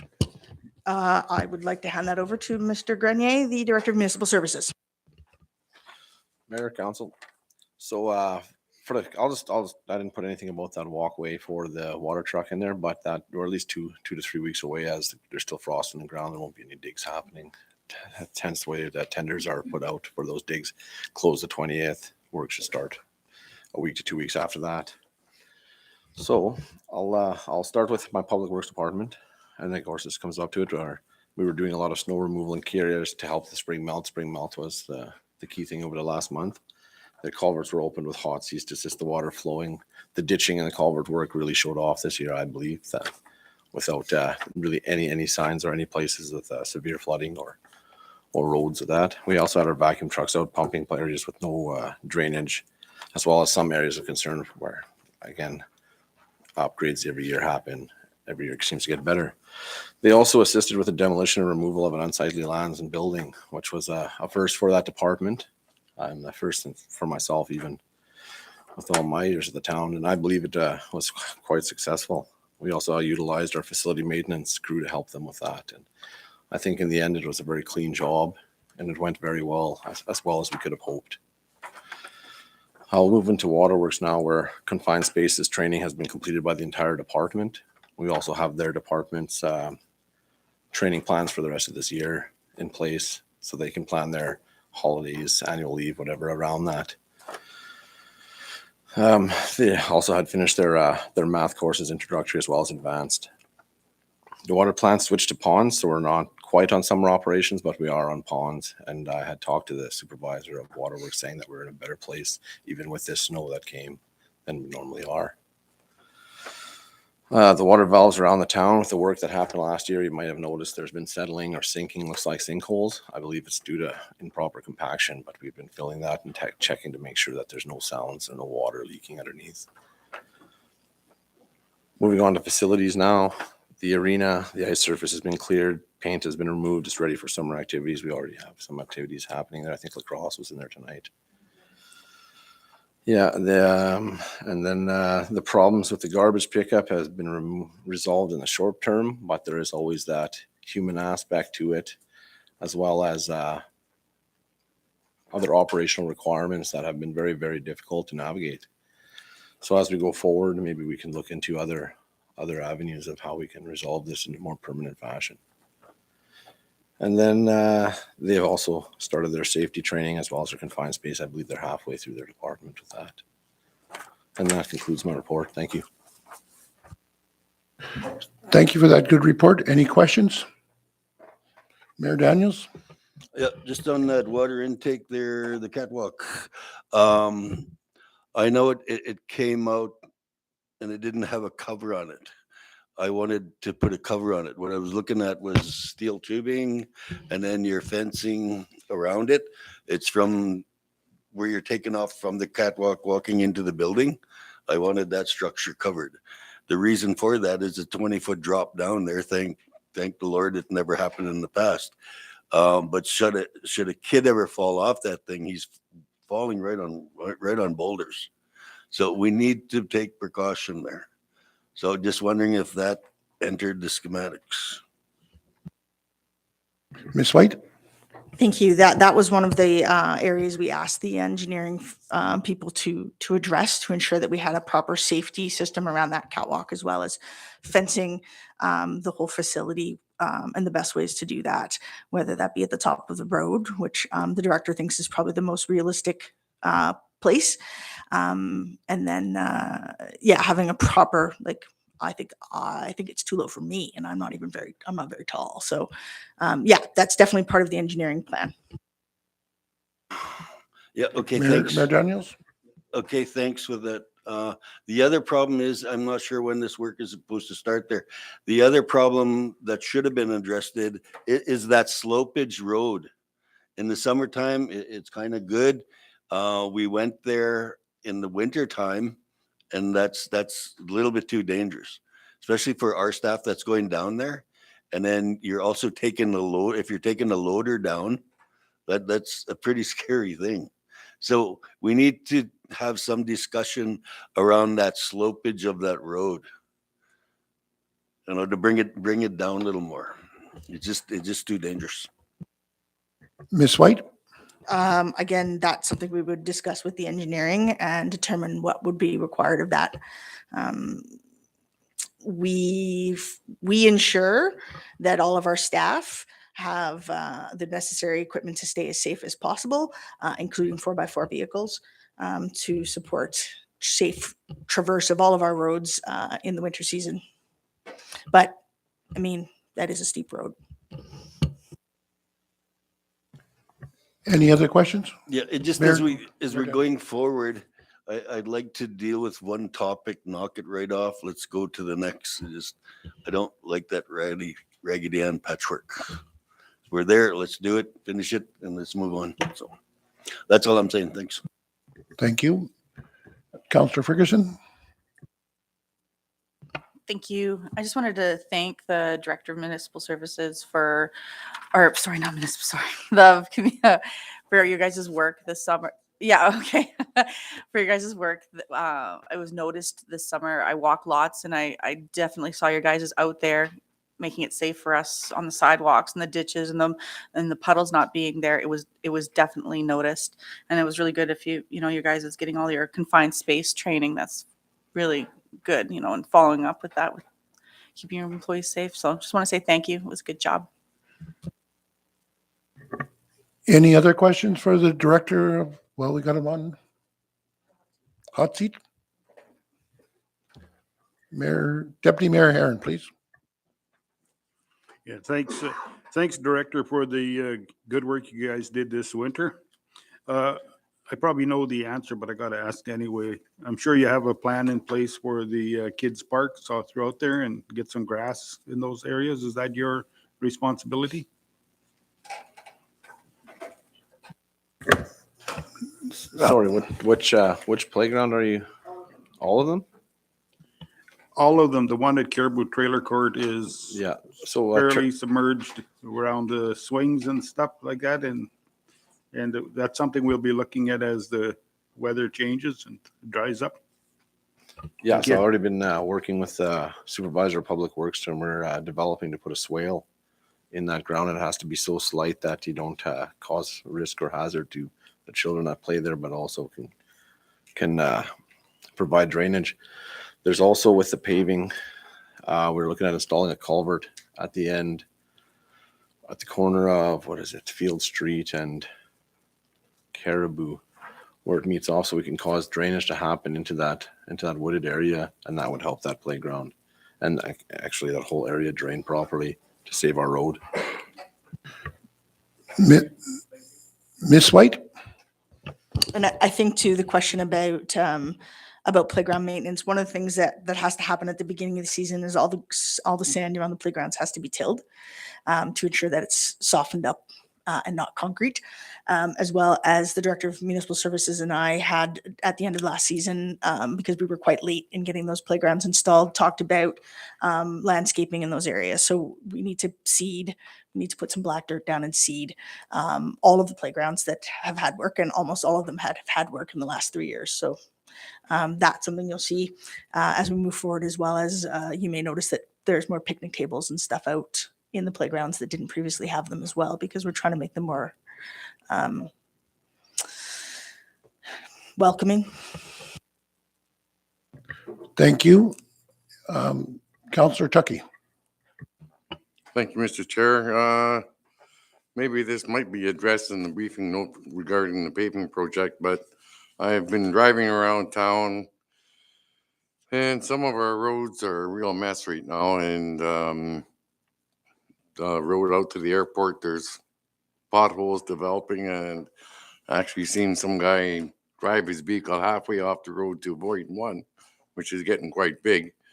And I've noticed in other areas, especially at the end of McDougall, where it goes around the curve, where the road seems to be quite low in grade and the water is sort of running over it, it's starting to deteriorate. There's a lot of spots, there's even repairs that need to be repaired again. And one really bad spot is, it happens to be right in front of the MLA's house. There's about 4 or 5 potholes that just all of a sudden appeared. Is that going to be considered as regular repair work for the summer, or is that going to be included in the paving? Ms. White? I would suggest that some of it will be included in the paving, some of it might just be patching. So we would have to know exactly where they are, but when we go through that briefing note, it might give you a better sense of where that paving work is proposed. I was going to suggest that perhaps maybe you and one of your crew members can just take a cruise around town, just check all these spots out, because they're quite visible. And there's a lot of indicators that there's more to come, because you can see where the ground's starting to sink. And I don't know if it's because of high water or whatever, but the roads are falling apart. Thank you, Councillor Tucky. Any other questions?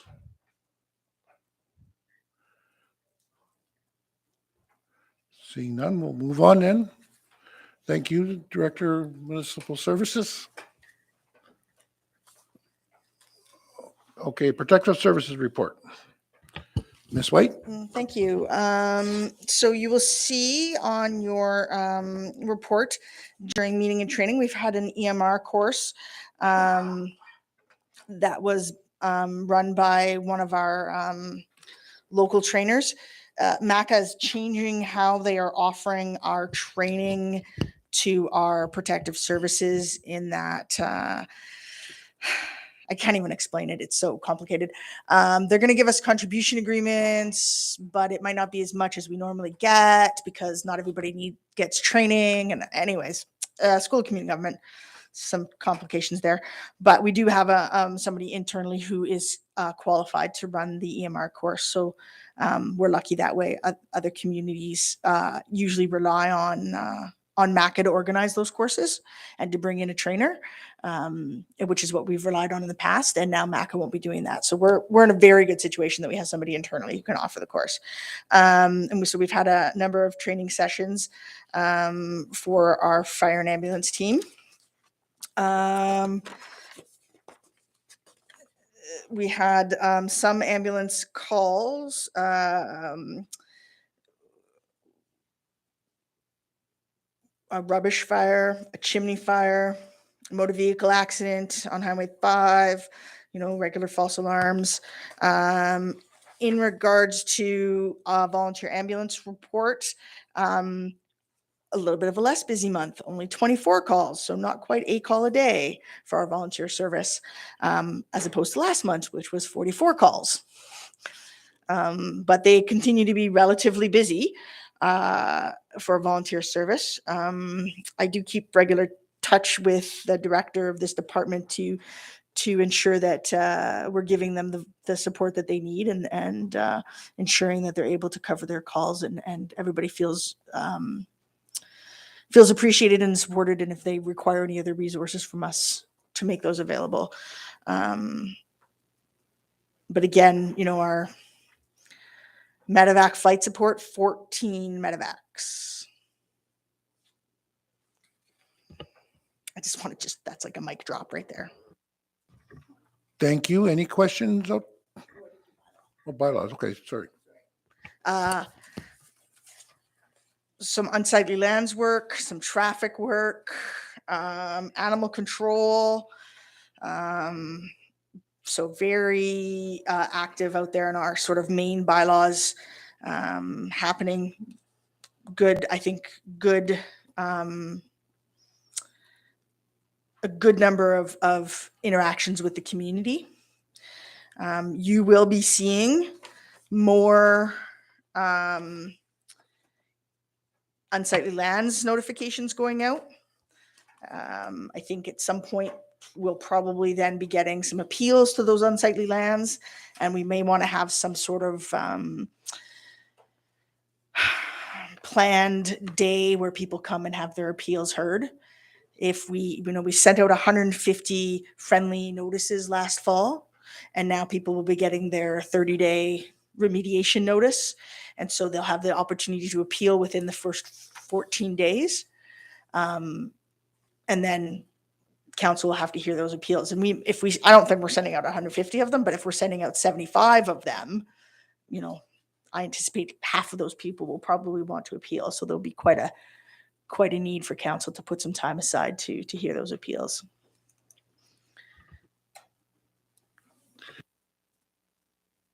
Councillor Ferguson? Yeah, I think this is a particular point where communication must be put out right now, like tomorrow, if this is happening, because people do not want, I know you've done it, and you've given them their notice last year during the spring or to the fall and then in the spring, but people, you need to make public communication in regards to this and do a very good job with that, so that people won't say, well, unless you got an unsightly, you wouldn't know that this is happening. And so, and as if your neighbor comes to you and says, oh my gosh, they're going to come take all my, as it spreads, you need to make sure that the communication is out there and what the process looks like.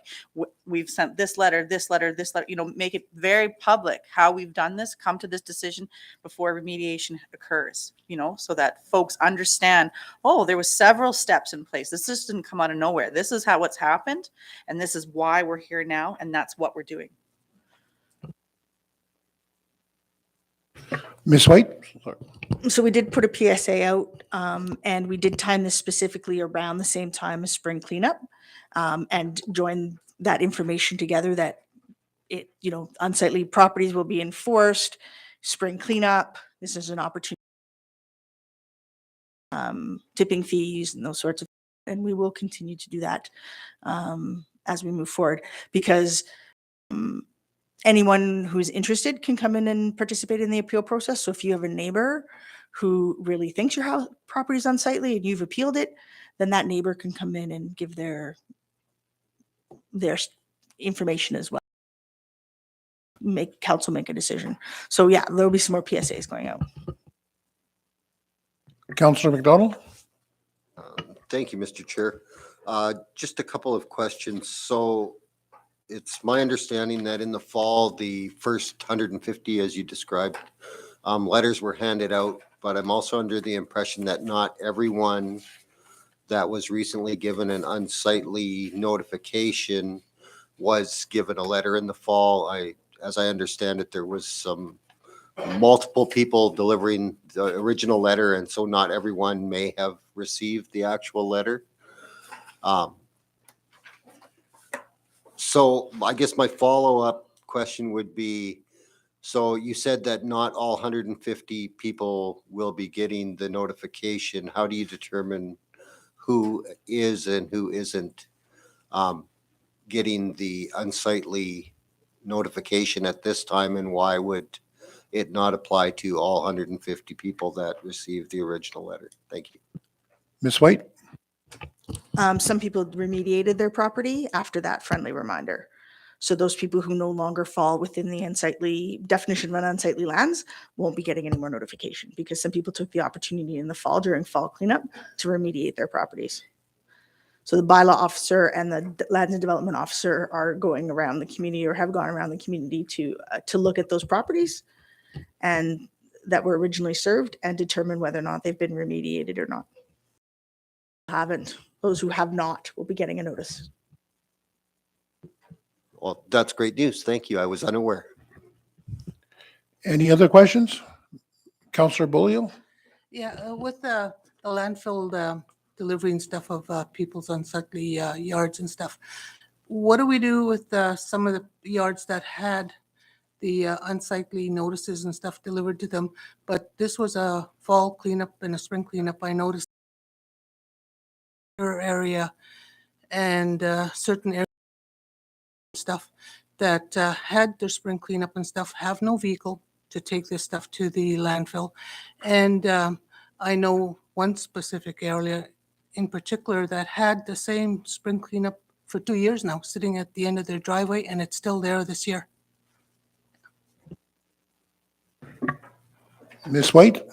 So we don't take stuff unless people have registered, because if we take something and we shouldn't have, then we're responsible, right? So it might look like garbage to us, but unless that person has indicated that as a garbage pile, then we're not going to take it, because I don't want to be, our staff are not going to be responsible for moving somebody's family heirloom from their property. We need to be cautious of that. So if they're not registering it as a cleanup, then we don't take it. Thank you. Ms. Councillor Ferguson? Thank you. I understand what that would be. Perhaps it might be the bylaw or the lands ask those folks. Maybe they don't know to call. Maybe they don't have that to say, hey, it's assumed if I put it there, you're going to pick it up. So maybe to ask them, hey, you see that? Did you want us to take that? Maybe make that connection with those residents. Ms. White? Yeah, certainly. I mean, I think that's part of the conversation that the bylaw officer's having when he delivers these things, is that please call and register so that we can take this away. They have to call and register and pay their $45.